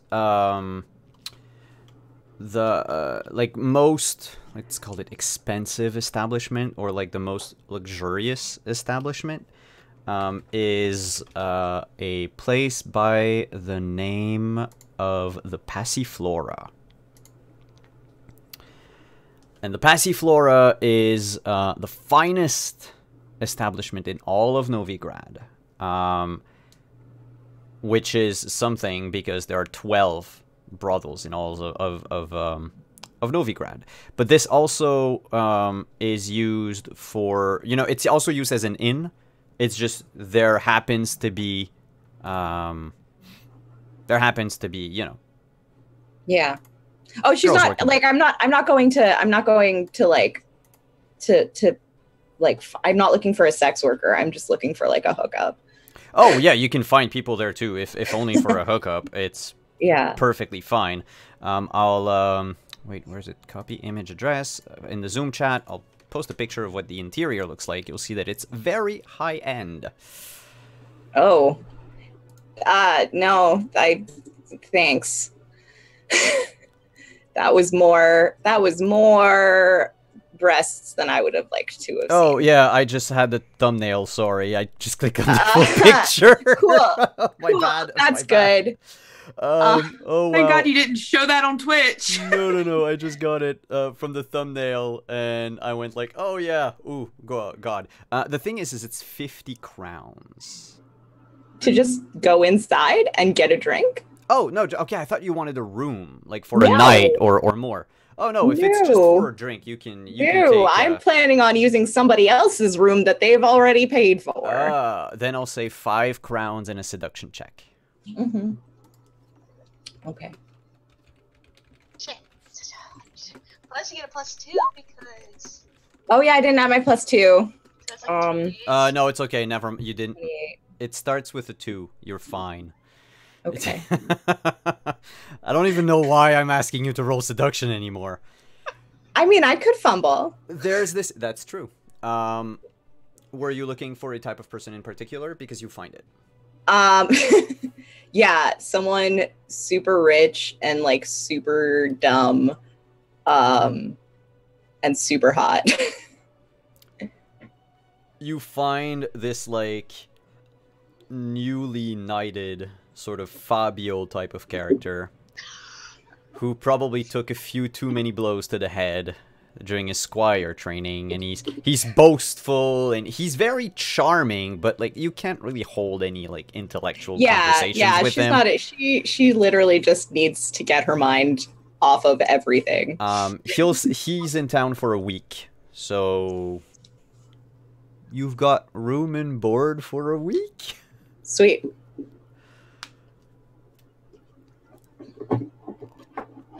And on that note, we're going to take a short break. I'm so sorry. It's okay. It's a good thing that I need to make sure I click on the images before linking thumbnails. We'll see you again in 5 to 10 minutes, everyone. Hey, we're back. We're back with more drama. And everyone's where they should be. Cool. So, we fast forward to the night's event. As a part of the preparation, Edric is going to wait. Is there like a mirror in his room, since this is like a nice place? Yeah, there's a small, it's not the cleanest mirror, but it does the job. Yeah, so I imagine he just drinks his his on the house drink, and then spends the rest of the time waiting, like hidden up in his room, like staring at himself in the mirror. And I would like to use my style and grooming skill to cast a full body glamour on myself to like make myself look more noble, and like somebody who actually belongs in an option. All right, make a style and grooming check. And I'm going to go ahead and burn 2 luck points to make that an even 20. All right, you look ravishingly noble. All right, and that glamour will last for 2 hours. Fuck. Okay. But yeah, you're gonna need to excuse yourself at some point during the night. You know what? He just goes ahead and casts it again real fast, just to like 3 hours. That's fine. That's a bit longer. No, his hair comes back and is like more styled, and he gets like these kind of long, ornate like robes as opposed to his usual fare. But his arms are still exposed, and the Nilfgaardian sun that's tattooed onto his arm just disappears. And like as far as his scars go, they all just kind of vanish from his body for this event, except for the one around his neck that kind of comes in an almost circle. All right. And then he'll head downstairs to meet up with the others. What does Ariella and Kahir do to prep themselves? Probably just gonna at least look decent. So you just wash your face, straighten your clothes, and that's it? Yep. All right. That's basically it. All right. I don't know much about fashion, so You're just that's your extent of looking fashionable. Is just, well, at least I washed myself. yes. Like at I don't least smell of monster guts no, and yeah. and mud. Not and- as bad anyway. Yeah, and Kahir, you tried to clean yourself up from what I can see from your roll, which is like 1 above the average. So you're like 10% cleaner than usual. So Alona probably has a very fancy bath because Oh yeah, with like rose petals They and have really candles fancy and baths. all the things. yeah, and she's just crying in the bathtub. And then she, like, as she's getting dressed, She does her hair not in the way that Braith did it. She does it like kind of more in a traditional elven style, really like some fancy braids, still with the pin, and like washes her face and redoes her makeup, and just like plasters on this smile that doesn't look fake, but it's like she's turned on a light, and and takes her mandolin and goes to the auction house. Sir Dreamy Eyes is snoring on the bed like the whole time. He just drank so much that he just crashed. He never woke up for the entire time you were getting dressed and bathing and everything. He didn't hear you. He didn't hear a single thing. You leave, and even when you close the door, he just turns around in bed. Okay. She would have woken him up. She's not like, okay. You're not. She's nice. Him. She's like a All good person. Yeah, like she would have woken him up and said, I'm going to be at the auction. Oh, I can accompany you, my lady. I need to leave now, but it would be nice to meet up later. Oh, give me just a few moments. And he turns around. His breath just smells of, like, alcohol. But you have the feeling that he will show up. Okay.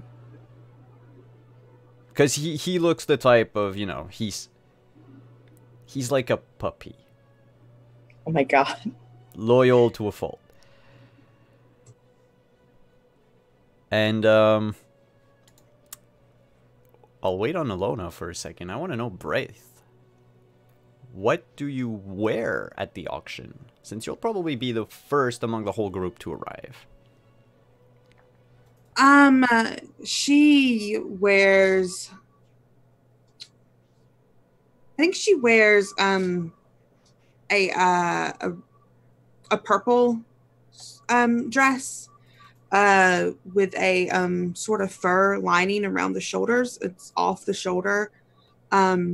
She puts on one of her best necklaces that hangs to her that hangs loose in front of like down her chest, and she pulls her hair back and secures it. She's like simplistically elegant. Like she doesn't wear a lot of jewelry, anything like too showy, and just a little bit of makeup to sort of make herself look presentable, like the rich merchant's wife she is. Mm-hmm. Speaking of rich merchant wife, Doran will also accompany you to the auction tonight, though he's more interested into talking with, like, he's not interested in the auction, but he's interested in networking with some of the rich merchants that are there. So you know he'll be with you at least when you come in, and then you'll probably lose him for the rest of the evening. Yeah, I think and that's what she lets him go off, and she goes and finds like the seats they had probably reserved for them, mm-hmm. and makes herself comfortable waiting for the auction to begin. This auction is held in an art gallery, by the way. So there are all of these. There are a few rooms that you can walk through on your way to the auction itself, and there are servants manning these rooms with trays of appetizers and drinks. Most of them fancy wines from Nilfgaard, because even if you're from the north, everybody knows that in the north the only thing you can have is vodka. So and vodka is like a small people alcohol. It's for the petty folk. So instead they're serving wines and everything, and you have all of these foppish nobles, these rich merchants, scions of very wealthy families are there as well. There even are a few, probably not knights, but like very successful mercenaries. They seem to be the more the most let's say rustic looking of the guests. And not long after Braith and Doran's carriage arrives, the second guest for the evening is actually the entertainment for the evening. And Mr. Sir Victor has had the foresight, even though it was very last minute, to have built a small stage for you.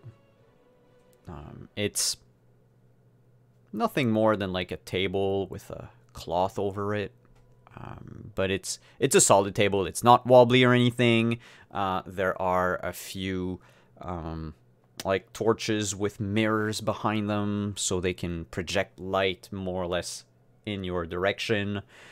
Well, I shouldn't say torches. I should say like big candles, actually. And you have a stage with a small chair, a leather-covered chair, with a piece of fur on the back that you can sit on should you wish. Next to the chair are a bottle of vodka, a bottle of ale, and a bottle of rosé wine from some place in Nilfgaard. Which you've probably been there in Nilfgaard. It's called the Valley of the Flowers, which would normally be Dol Blathana, but it's a place that, you know, prides itself on elven heritage, even though it is not Dol Blathana, but it's like not Dol Blathana. No, okay. it's a vineyard that calls itself the Valley of Flowers. Oh, okay. Because apparently it was founded by elves. Huh. Or what have you. Yeah. So, like, pacing herself because she's performing and professional. Mm-hmm. But her intention is to get plastered. Do you have any, what's the skill? Endurance. Well, what's your rating? No? My endurance is a 0, and my body is a 5. You'll get plastered. With 3 bottles, you'll get plastered. Yeah, like, throughout the night. So she's not going to be, like, by the end of the night, she's going to be super plastered. Yeah. Like, if you start with the ale or the wine, and then move on to either the other bottle and then leave the vodka for the end, you're good. Mm-hmm. It's beer before vodka. Everything's good. Is it? No, it's beer before vodka, you end up in a coma. What?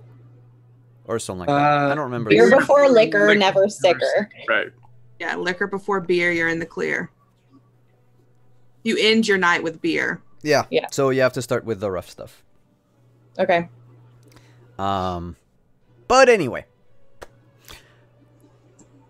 That's for you. You've sat yourself, you've made sure that, you know, you've gone through, like, your sheet of which songs would probably fit this audience best. And then... Oh, by the way, aside from Ilona, the 3 of you need to, you know, mark off a gold crown from your sheet.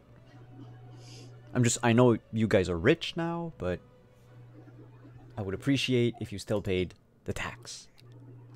By all means. I was still going to. Oh no, I'm just...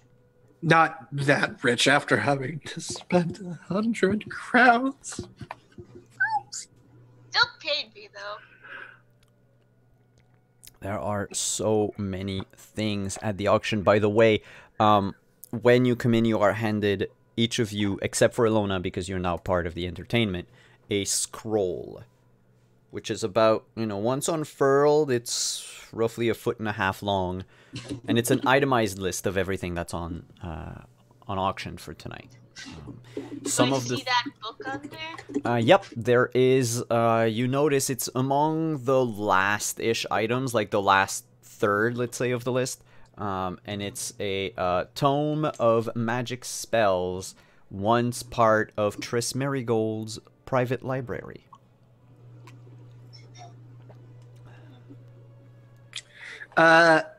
Is this the only tome of spells in the auction? It is the only one. Okay, Edric is kind of keeping an eye out for anything that strikes his fancy as like kind of paraphernalia that might help him or the group in their travels, especially heading to Nilfgaard. Is there anything that looks like it might be worthwhile in this auction. Even something as benign as like an old vintage of like Nilfgaardian wine that he might be able to like use to bribe somebody with. Yes, there are a few things that would probably... what I would say is, instead of going through a non-existent list of stuff, is there anything that your character would be interested in finding there? And chances are it will be, depending on what it is, on auction.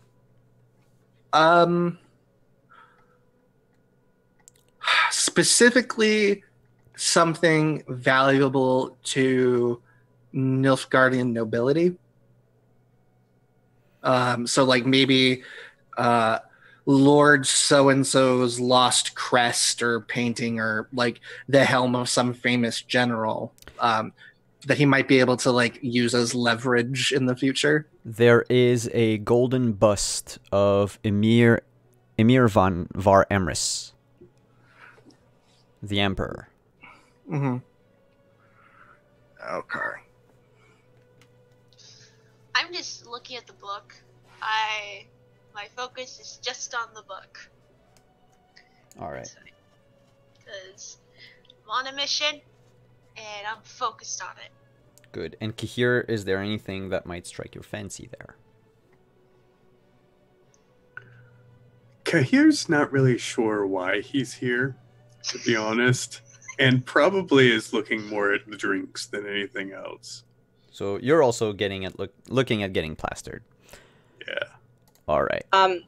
Ilona will try and like catch Idric's eye at some point, like in between songs or whatever, and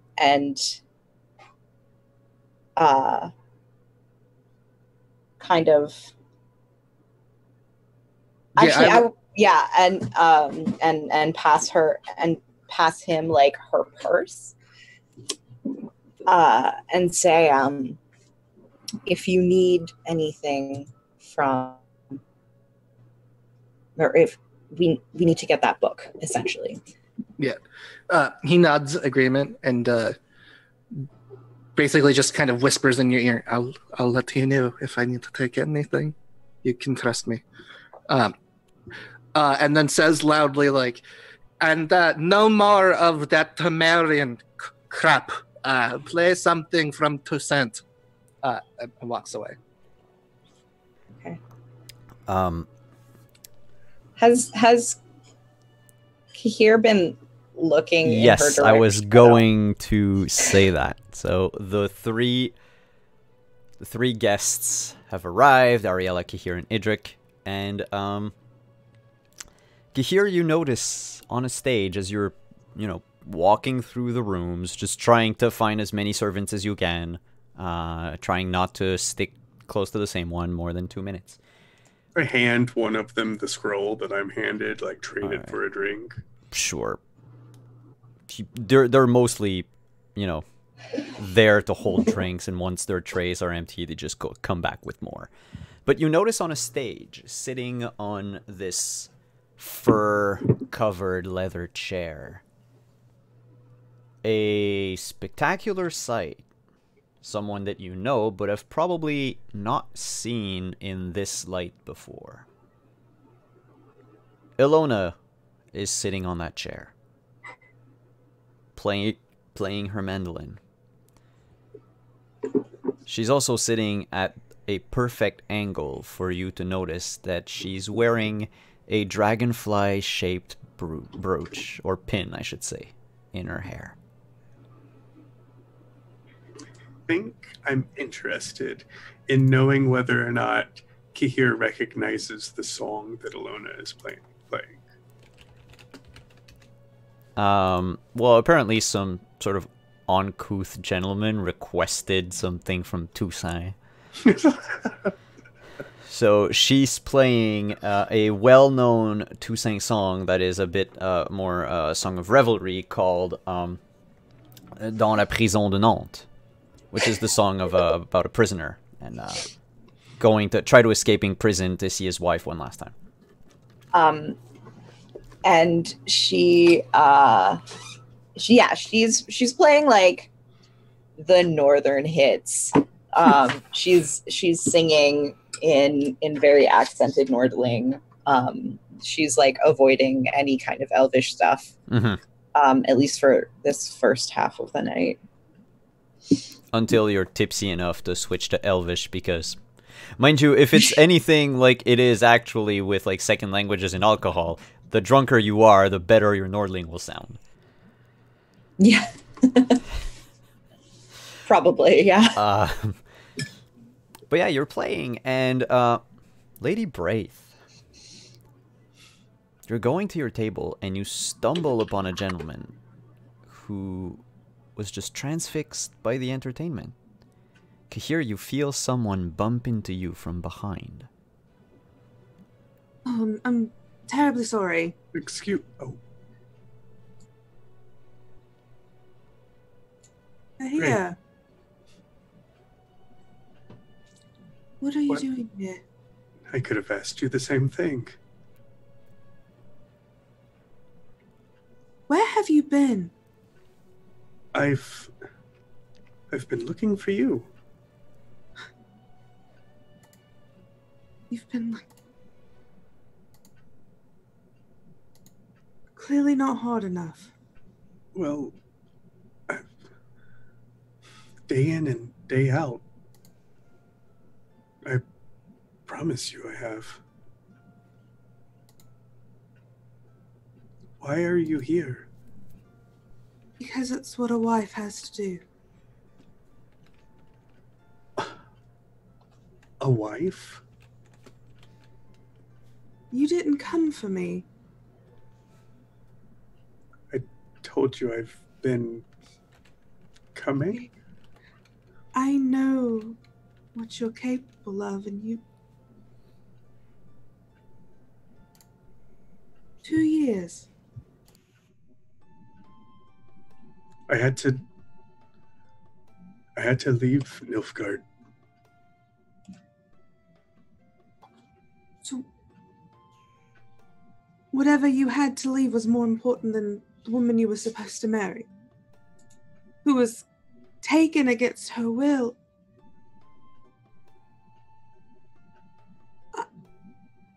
Excuse me, Kahir, I need to go.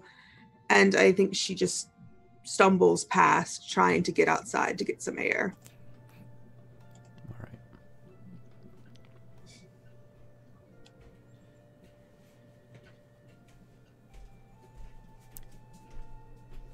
The auction gets underway a few minutes after that. Like, all the guests have arrived, everyone is sat.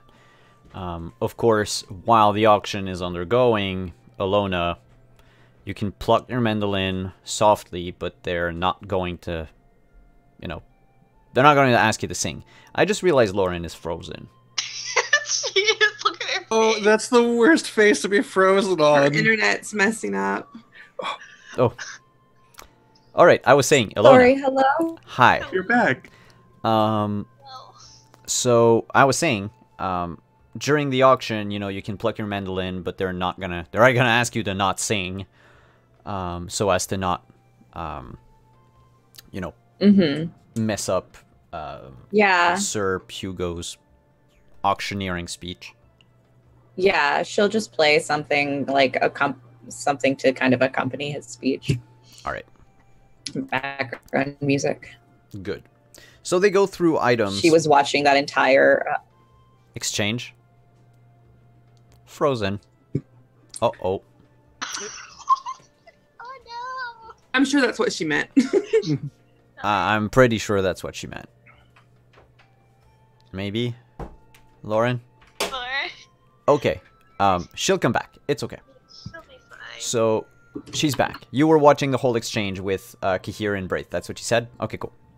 So, they go through items one by one. And so one of the items that might strike your fancy is a collector's edition of the first printing of a special Gwent card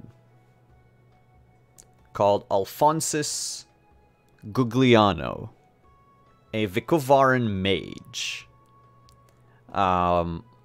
that nobody has ever heard of. They call him the first...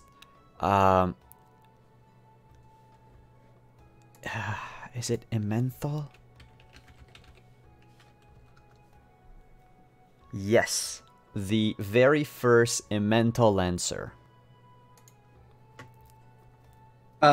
Would Edric know what kind of magic that is? Yes, it's divination through cheese. Oh, yes. Yes. So we have divine cheese on our hands then. Edric immediately sits upright. What's the starting bid? 50 gold crown. 55? Like, do we have little paddles to raise Yeah. up? Or? And Hugo goes, "Oh, do I hear 55? I hear 55. I heard 55. I can't do the dwarven voice if I speak like that." And he's like, "Anybody else? Anybody else? Do I hear 60? Do I hear 65? Do I hear 60? Do I hear no one?" "All right, sold for the young lad here for 50 gold crown." No one got up. Yes! The And cheese mage is mine. As you move to the stage to pick it up, and it's like in this like small glass box that the glass is probably worth more than the card itself, and you can just hear uncomfortable coughing from the audience, like. Edric is probably muttering something about the card stock and how exquisite it is. Oh yeah, you look at it and it is pristine. It's been it's been printed. It's been drawn by dwarven artisans and not put into the game due to the fact that Alphonsus is a card with a power of 0, but his power becomes a 13 if you have a cheese wheel in your deck. Which, you know, as a Gwen player, they never made cheese wheels. They should. But you have, like, one of these rare cards. Everyone in the party is just facepalming and going like, "Oh my god." You don't understand. Nobody has any of these because and he's babbling to Ariella like I just just like feel like a pat on the shoulders, like it's fine. It's fine. I'm just comforting. She's like the girlfriend that doesn't play role-playing games, but she's like, "I'm gonna support my boyfriend because it's okay, babe. I know it's your hobby. It's okay. All right." Oh god, it's too real, Simon. It's too real. I know, it hurts me to say it as well. I'm like, yep, Ethan and Chad going like, "You just spent like 3 months rent, but it's fine."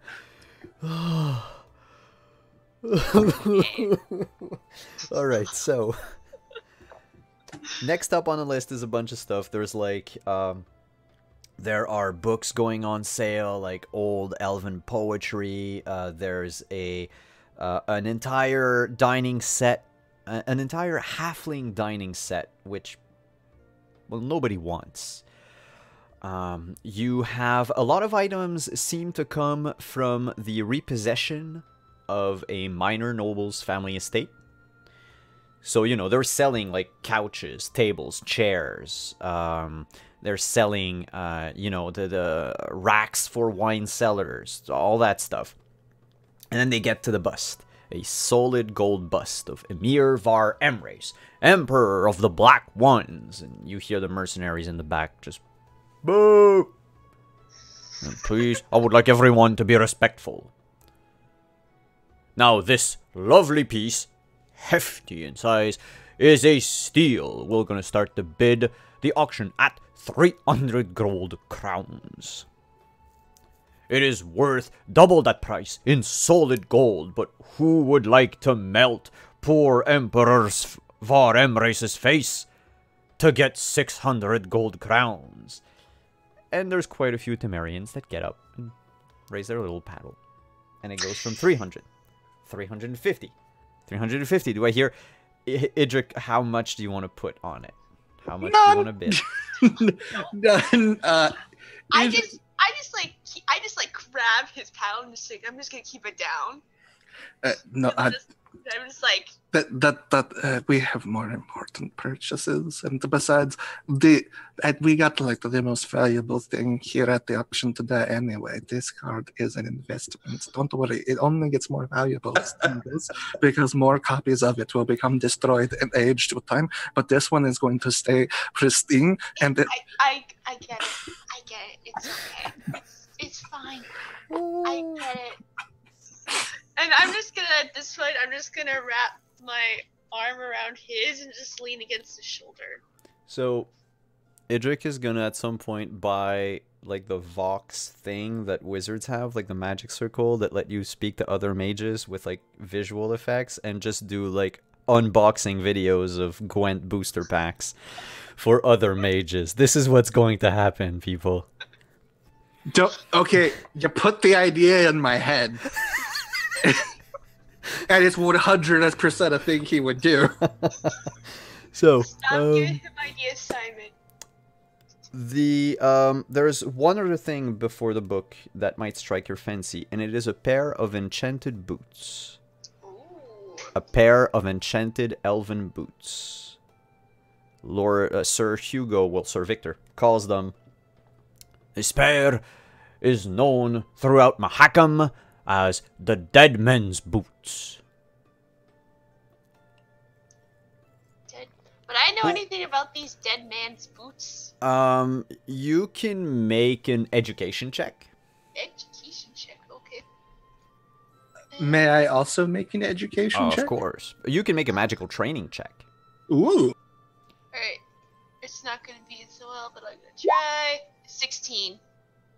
You've heard of the boots before. Ooh. Idrik, they are definitely magical. Okay. Do I have any idea what they might do? Yes. The wearer of the boots will garner admiration and jealousy from people towards the boots. This admiration and jealousy, because the boots are so nice, is going to build up over the course of multiple days until the person is inevitably going to get murder over the boots. I saw and a the boots movie will change hands. like this one time. I quietly whisper this into Ariella's ears, like, oh no, we don't want those. If you wear them, the magic will make people murder you. Just out of curiosity, can you all roll An awareness check. a resist magic check? Oh god. That skill's so expensive, Simon. I know, but the boots are magical. I know where to put my improvement points on. Oh boy, Ilona. Oh no! Oh no! I don't have any money. I gave Kahira, or I gave Idrik all my money. Good for you. Oh, no. And I'm missing Kahir and Braith. Resist magic is at the bottom of your sheet under will. I'm not in the room. Oh no, that's true. You left. No. Oh, guess what? Oh no! Apart from well, Ilona, can you roll a d10? Because if you roll a 1, you still succeed. Because it's a DC 10. Oh, okay. It's not that. I No. fail. So but I don't have Ilona, any money, so. you really want the boots, and then you curse yourself for having given away all of your gold, and you try to Am I try to okay? get like Idrik's attention, and it just doesn't work. The boots end up going for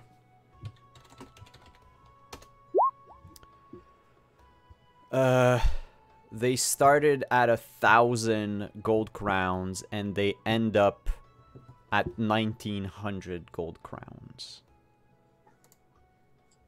And someone gets them, goes up on the stage, picks up the boots, and looks at the audience with his beaming pride and his luscious lock of hair, and it's Sir Dreamy Eyes. Oh god. It's my beautiful dumb boy. He's not gonna last a week. And he holds them up like they were a trophy, and he puts them on, and it hurts your elven heart, Alona, to notice that the boots aren't quite made for a man of his size, and he like stretches the thin elven leather by forcing them on, and he walks with like, you know, he probably has his toes curled in the boots because his feet are too big, but he like comes, and everyone is just staring at the boots, staring at him.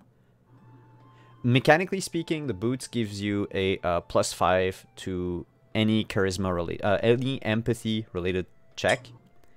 But the day that you fail a check, someone murders you. That's awful. Don't do that to my beautiful boy. That's amazing. Well, I mean, he's not compelled to keep them. Like, if you throw them out, he might mourn their loss, and then that's it. Alright, I'm gonna reiterate. He's not gonna last a whole day. I'm so sorry. Well, I mean, his seduction and all of his other skills are now at, like, somewhat +15 each one of them. So he's probably going to be fine for a while. That being said, Braith. Yeah, she's been keeping up with what's the order of things on the scroll. Your husband, Lord Doran. I keep calling him Byron.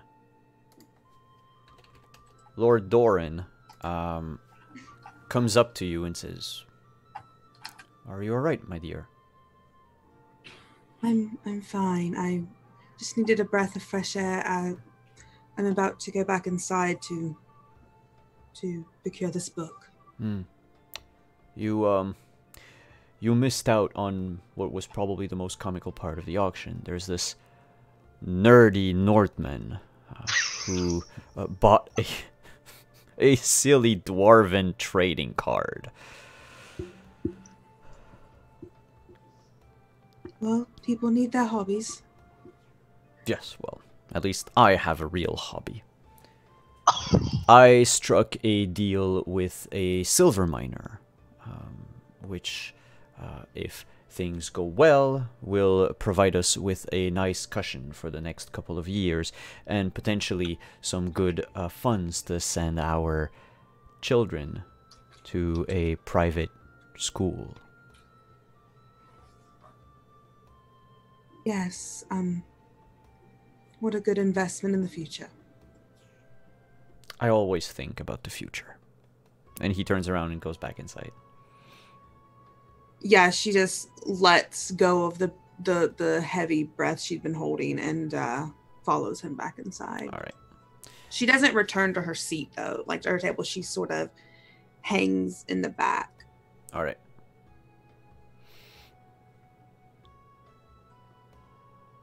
Kahir, sitting about a table away from you and diagonally from you, closer to the stage. The table was mostly empty for most of the night. As the auction comes to almost a close, someone sits down, and you quickly know who they are because of the clothing that they're wearing, the fact that their family's coat of arms is emblazoned on their doublet. It's Lord Farkarov. And he sits straight and waits and looks. How drunk is Kahir by now? I want to roll for it. Sure. What is your endurance and your body? I'm pretty sure it's 0. My body is 8. 8. So it would be a simple body check if you don't have endurance. And I will say, you've been... How reckless have you been with your drinking? Pretty reckless. Pretty reckless? Mm-hmm. Yeah, you're not, completely shit-faced, but you are drunk. Cool. Then I think what Kahir does is gets up and goes and Sorry. has You a little rolled- bit more than a... You rolled speed, by the way. What? Yeah, you did. Oh. I was gonna say that. I did not. You got up so fast. I did. Oh, you know what? This happened last time. They're switched for some reason. Oh. So if I click speed, it'll roll body? I don't know. Try it for fun. Because you did roll an 8.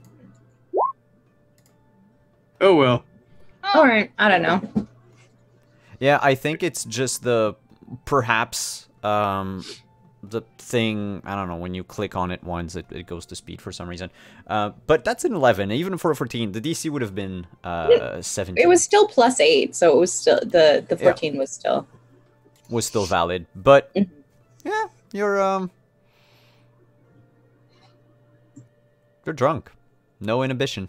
So you get up Yeah, and you move to his table.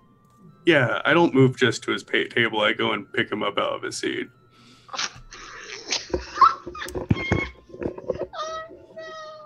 Ilona, can you play a false note on your mandolin as this happen?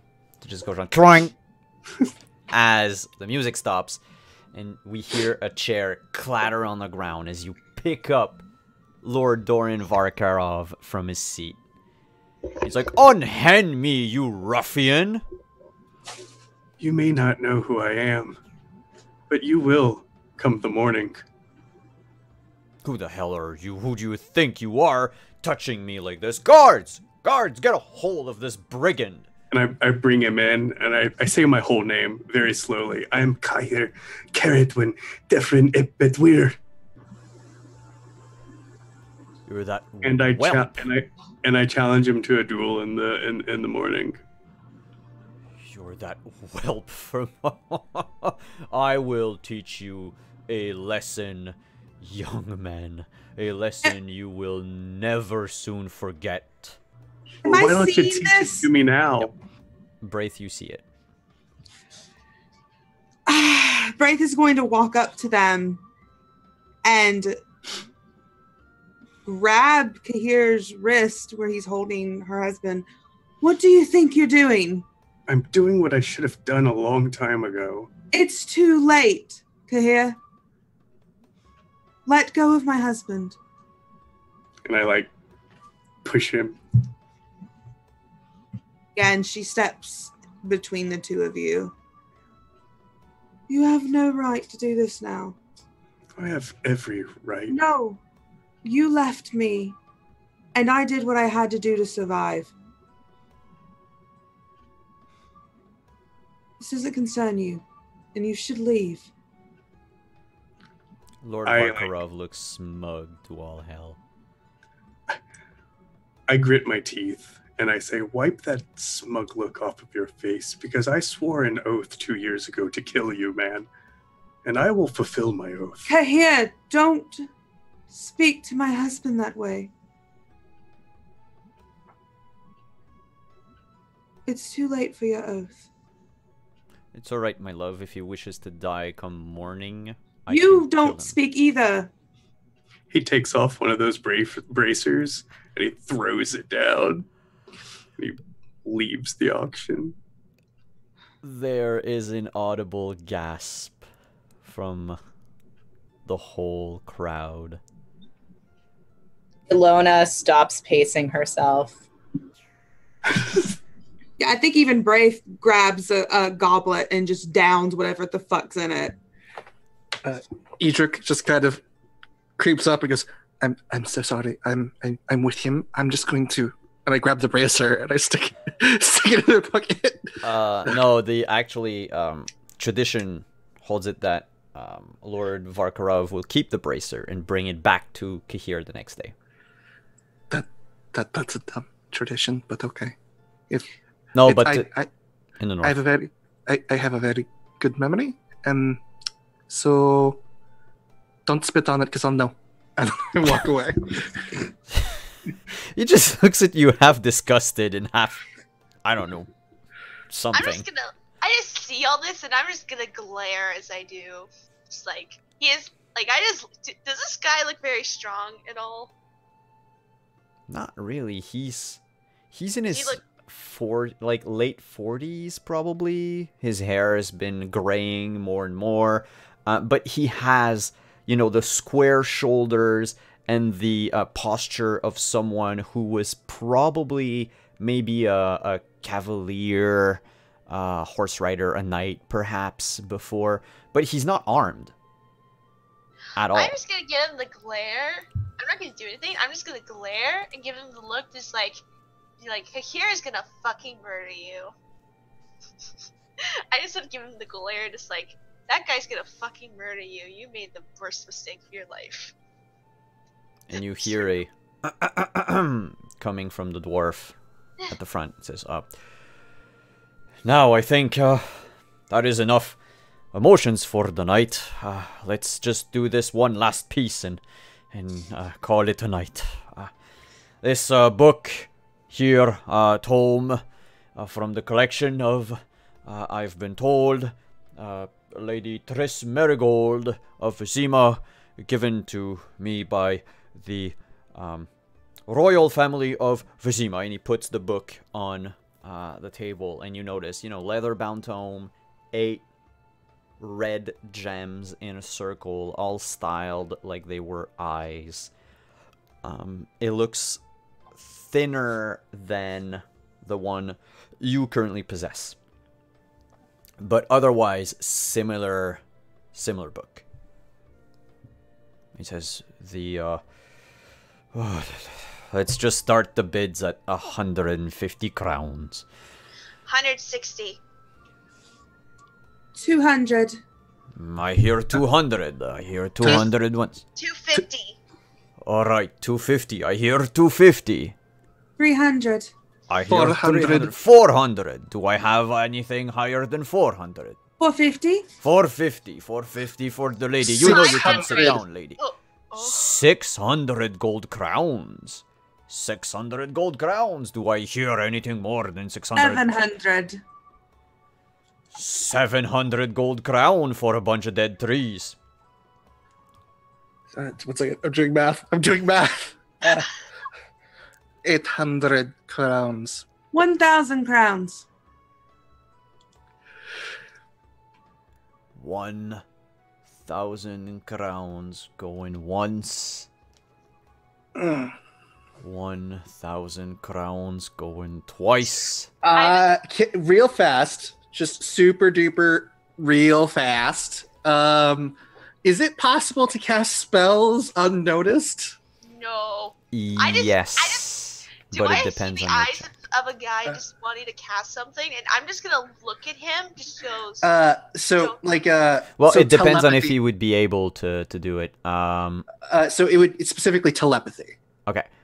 There is a thing in the book. Give me a second. Because I know like Triss is able to cast spells by just like wagging a finger, right? She does like the genie thing, and she just shakes her nose and she casts spells. But I know that highly skilled mages. What is your skill in spellcasting? It's my base. I'm base 16. Basic skill. The skill itself is 6. 6. Then all magic requires spoken words and hand gesture. Once you're at 7 or 8, it's only hand gestures, and at 9 or 10, it's like minor gesture which can be made with any part of your body. Crap. Yep. I'll just give him a look. It's not Do you have 1,000 gold crown? No, I don't. I don't even have 700 or 800 gold crowns. Going once, twice. Sold to the lady that keeps standing up there. I look over to Edric and I'll whisper to him. I'll talk to her. She needs to know the dangers of owning this book. So what we'll do is we'll move on to like the evening sorts of quiets down. People start to leave. The group of you, except for Kahir, I think Kahir, you left the building completely to prep for your night. Yeah, I feel like it would be appropriate to at least someone in the party must have told Ilona that you were all staying at the Black Stallion. Oh yeah, she knew. She avoided it on purpose. Okay, good. I want to go talk to Braith. I was gonna do the same thing. I was gonna go immediately talk to her right after she gets the book. When she gets the book, Simon.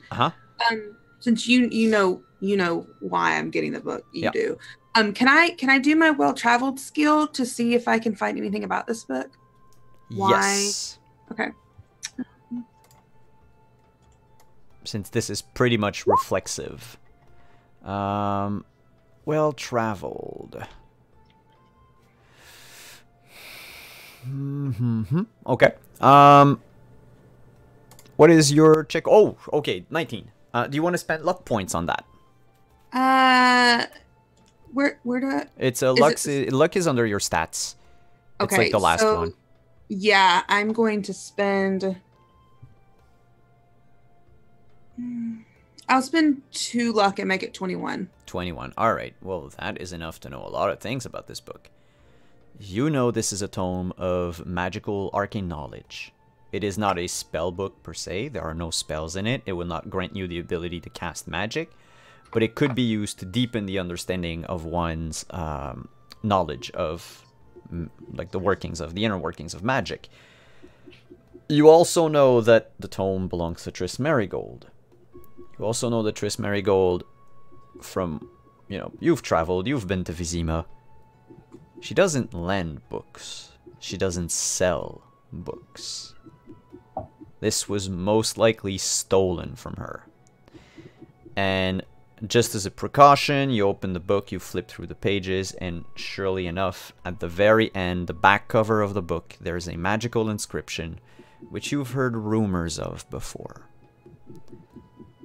It is a sort of like the equivalent of a written voicemail message that only those skilled in magic can read, but it probably enables the one that inscribed it on the book to track down the book's location. In fence terms, because you're a merchant, you would know that, this item is considered hot. Hot as fuck. Yeah. Okay. Yeah, as soon as she gets the book, she looks to her husband, like in the time before Ariella and Ilona come up. Mm-hmm. She's sort of gathering her things and she's, darling, I'm going to go home for the evening. Please don't follow through with this duel. I'll see how I feel in the morning. At worst, I'll send one of the guards to just, I don't know, give him a good trashing. Something like that. I would just rather you not. He insulted me, and he insulted you. And he was very drunk. Yes, all the more reason to trash his... If you... I'm flustered. If you haven't seen, I'm flustered at the moment. I'm just beyond myself. I understand. But if you care anything for your wife, please let it be.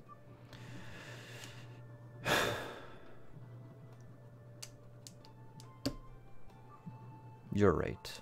I'll just... Hey, you! And he motions to Idric, and he will just throw you the bracer and says, tell your friend, the idiot drunk, that I'll meet him again. Thank you, darling. I check it. That's the bracer. Yep.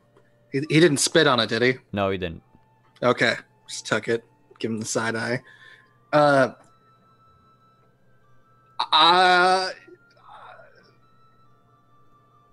Damn it, I really... okay. I'm going to... Is there like an alcove or something nearby? You really want to cast a spell. I really need to cast a spell. I would need for you to roll a stealth check. But we'll do that. Hold on to the roll. We'll do Ilona and Ariella first. I wanted to get Braith alone. All right. Yeah, I you'll... want to get her alone too. What a coincidence. We'll do both. Okay. Like one after the other. So I'll start with Ilona, and then I'll move on to Ariella. All right? All right. Yeah, Alona's... Ilona. I'm not Ilona. Braith is gathering her things. Ready to leave. Hold that thought, Manny.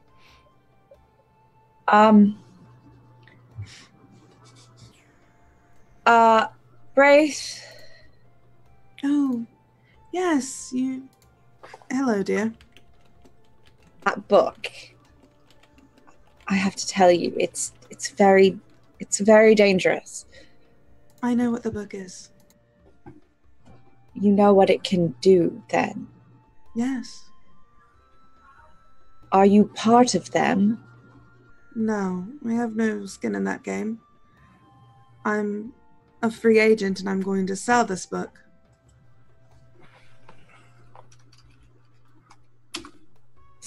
For how much do you want? Far more than what I paid for it. People have died because of these books. That's none of my concern.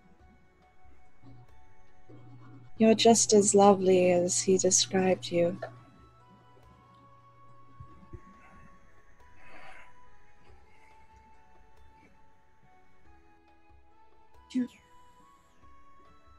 Do you know... What do you mean? We looked. For 2 years, we looked. I swore an oath that I would die in search of you. You were with Kahir.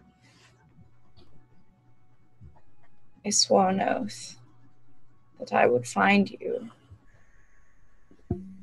I don't know what you said to him or what he said to you. I think he hates me now, but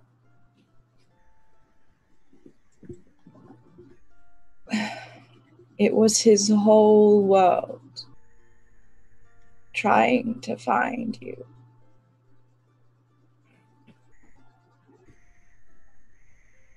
I'm sorry if I can't just move on and forgive and forget. I understand. We took too long. And I'm not asking you to forgive him or me, because I should have said something earlier when I didn't.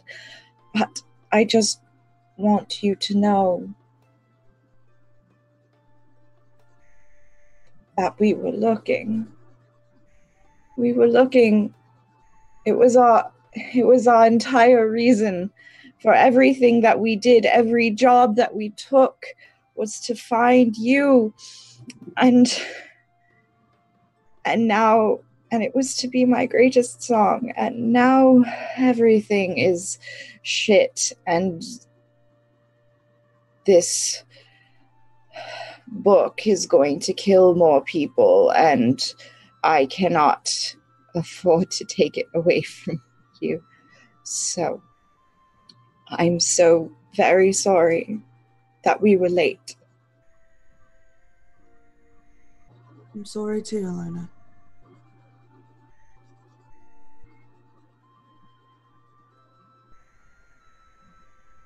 I can't give you this book.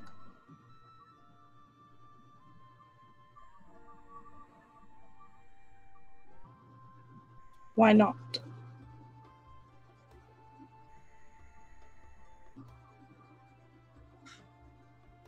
Because perhaps if I sell it, there'll be a way out for me.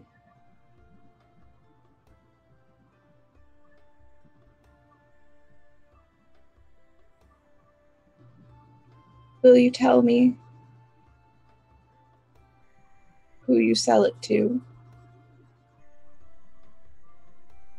I don't know yet. When you do, write the lit candle in Oxenfurt.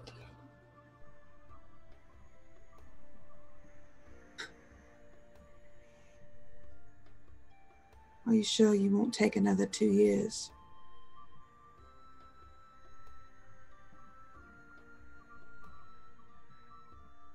Good night, Alona. And Braith's going to turn and walk away.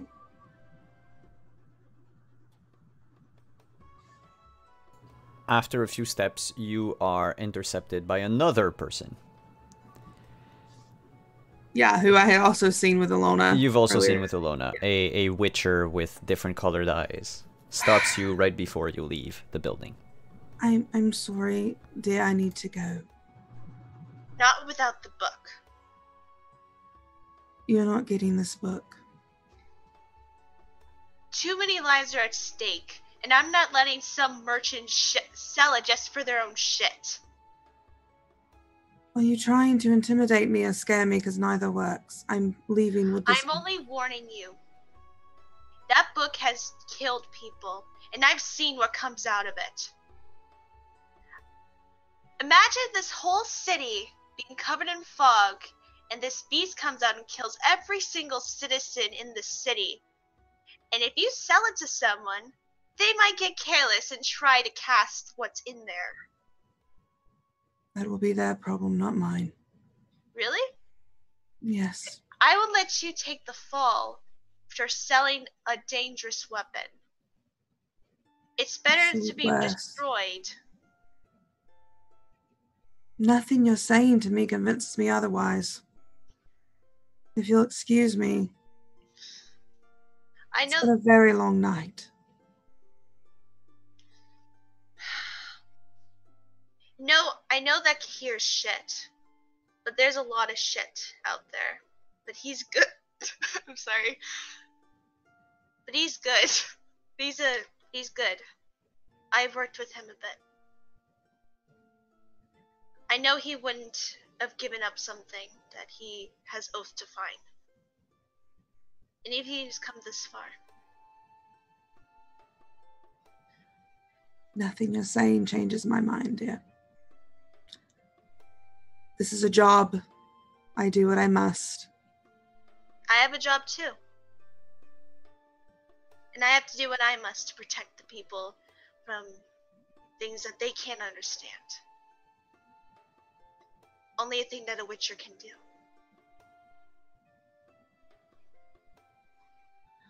Well, have you given your self-sacrificing speech? Are you done? Can I leave now?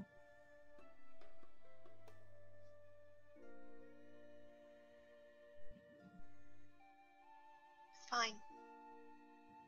But if some harm comes to the people that have this book, I'll find you. Please do. Put me out of my misery. And she steps aside and walks on. There's something I forgot to add before all of this. What is that? Just to make sure. Weapons weren't allowed at the auction.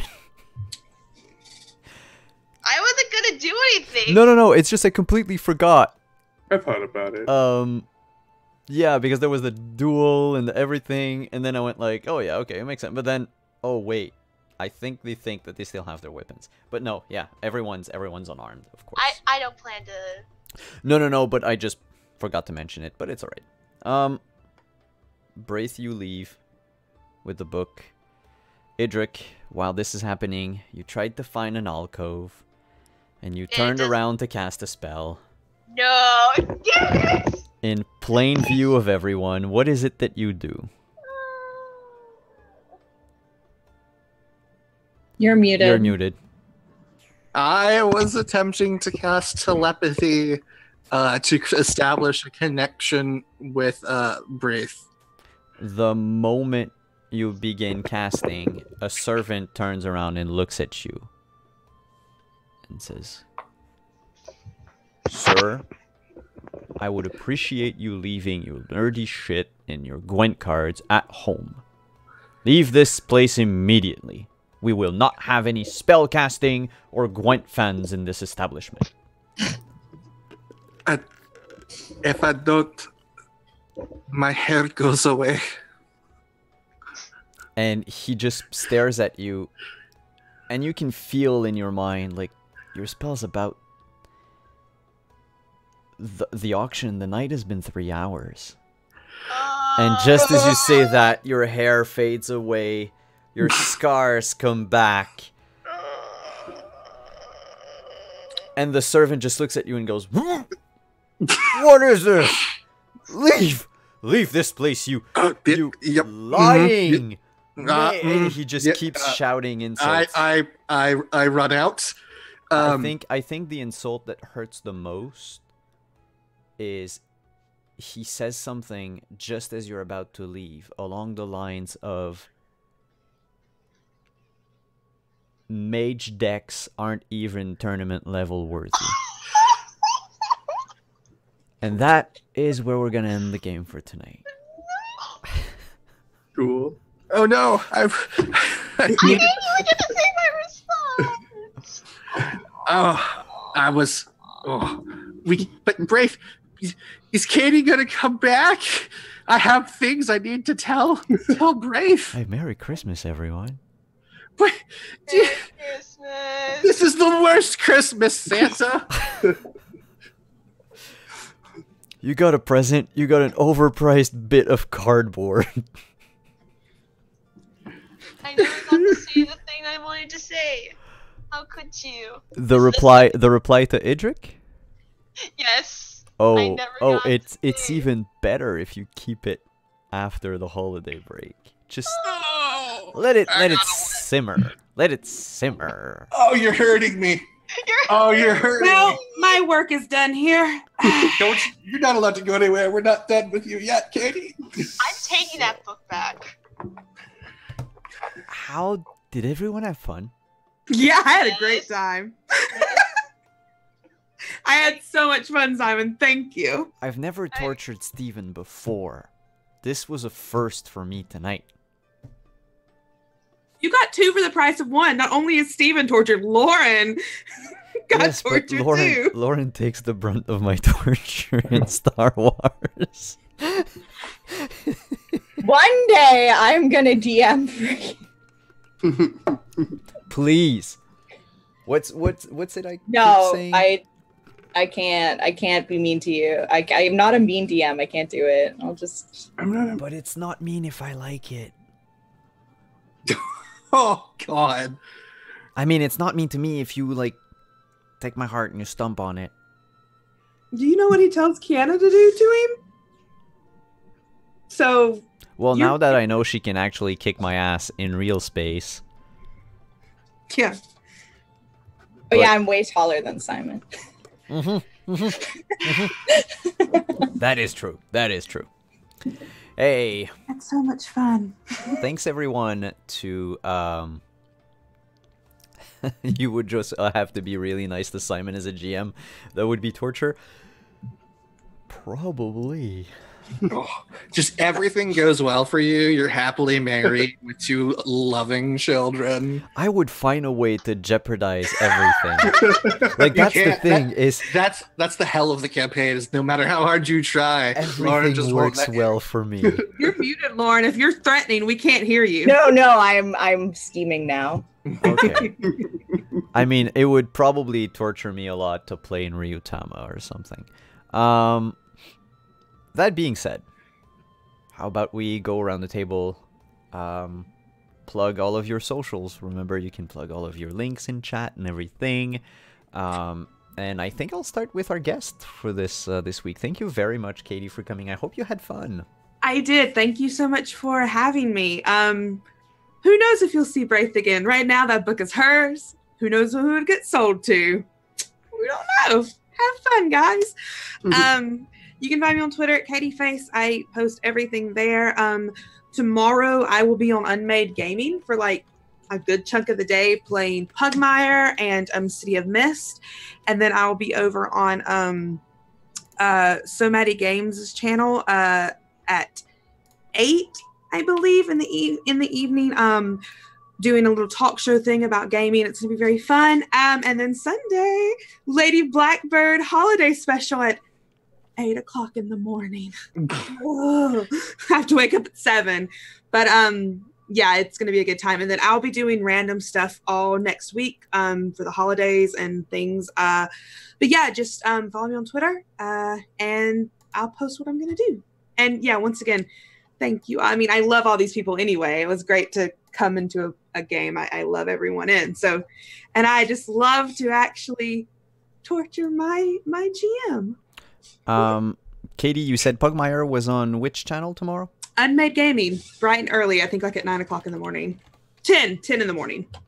All right. I'll just put the Twitch.tv/unmadegaming. There we go. So for Eterwen in chat, that's the channel to go on to. Yeah, and it's all for charity. It's Mike's. He does a monthly charity for Extra Life, and it's a charity day. Cool. Manny, how are you? I have so many things. I have we need an extra 3 hours of session time tonight so we can get through all the things. But I'm Manny, aka Bag of Snails. You can find me at the Twitter above or here on Twitch occasionally at Bag O Snails. This will be announced soon, but my Sunday Shadow of the Demon Lord game is come to an end. We lost a couple of players. We couldn't make it happen, but luckily we got to end on a high note.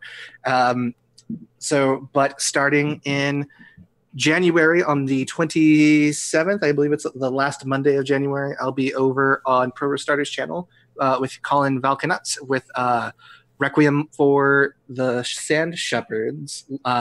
Love Laugh Lindy's going to be there, and I'm super excited to play with her. Is that the Numenera game? Yeah, I'm so excited. I've never gotten to play Numenera. It'll be my first time. No, last Monday would be 28. Then it's the 28th. If you needed to know. Yeah, and my game with Josh is the 23rd, so it's that week. Josh is so good. Then every other Tuesday, including this coming Tuesday, there'll be a pre-recorded game of Monster Hearts, Nightheart Academy, where my gothy little ghoul boy gets real awkward. Hands may have been held. Scion, I do Scion on Scion Antiheroes on Wednesdays. There will be a pre-recorded episode next Wednesday on Boxing Day, so I'm excited for that. Every other Thursday, I'm over on the Phantom Roll booth for Ballad of the Garbage People, a Star Wars Stars Without Numbers game. And then I'm just done here on Fridays. Oh, and I guess I can announce it now. Next month, Simon is going to be in a new Scion game called Scion Absolution, which I'm running on my channel on Saturdays at the time? 5 p.m. EST, 2 p.m. PST, I think. Yeah, 5 p.m. EST. It's a puzzle and riddle heavy game that is themed like an escape room. So they're going to have to puzzle and solve their way out, and there'll be audience participation stuff that'll be fun. So give it a mark, save the date. Yeah, Scion is like my favorite game. So I'm stoked to be able to play another sad boy with love complex. I have mummy issues in your game. I have bad mummy issues in your game, Manny. It's worse because you're Greek. Like, you have mommy issues and you're Greek. My character isn't Greek, though. Not full Greek. But still. Jillian. Hi! Oh my god, I wanted to do so much. The second time this week I was prevented from saying what I wanted to. Big oof. But anyway, hi guys, I'm Jillian. I'm known as G for Gaming X on Twitter and G for Gaming 1 on Twitch. I'm currently on hiatus for the holiday break for my Tuesdays, which I'm part of a all-female cast for the RPG Lab for their Inquisition game, which will probably resume on the 8th of January. Yep, the 8th of January. So I'm super excited to get back to that. And you can also find me here.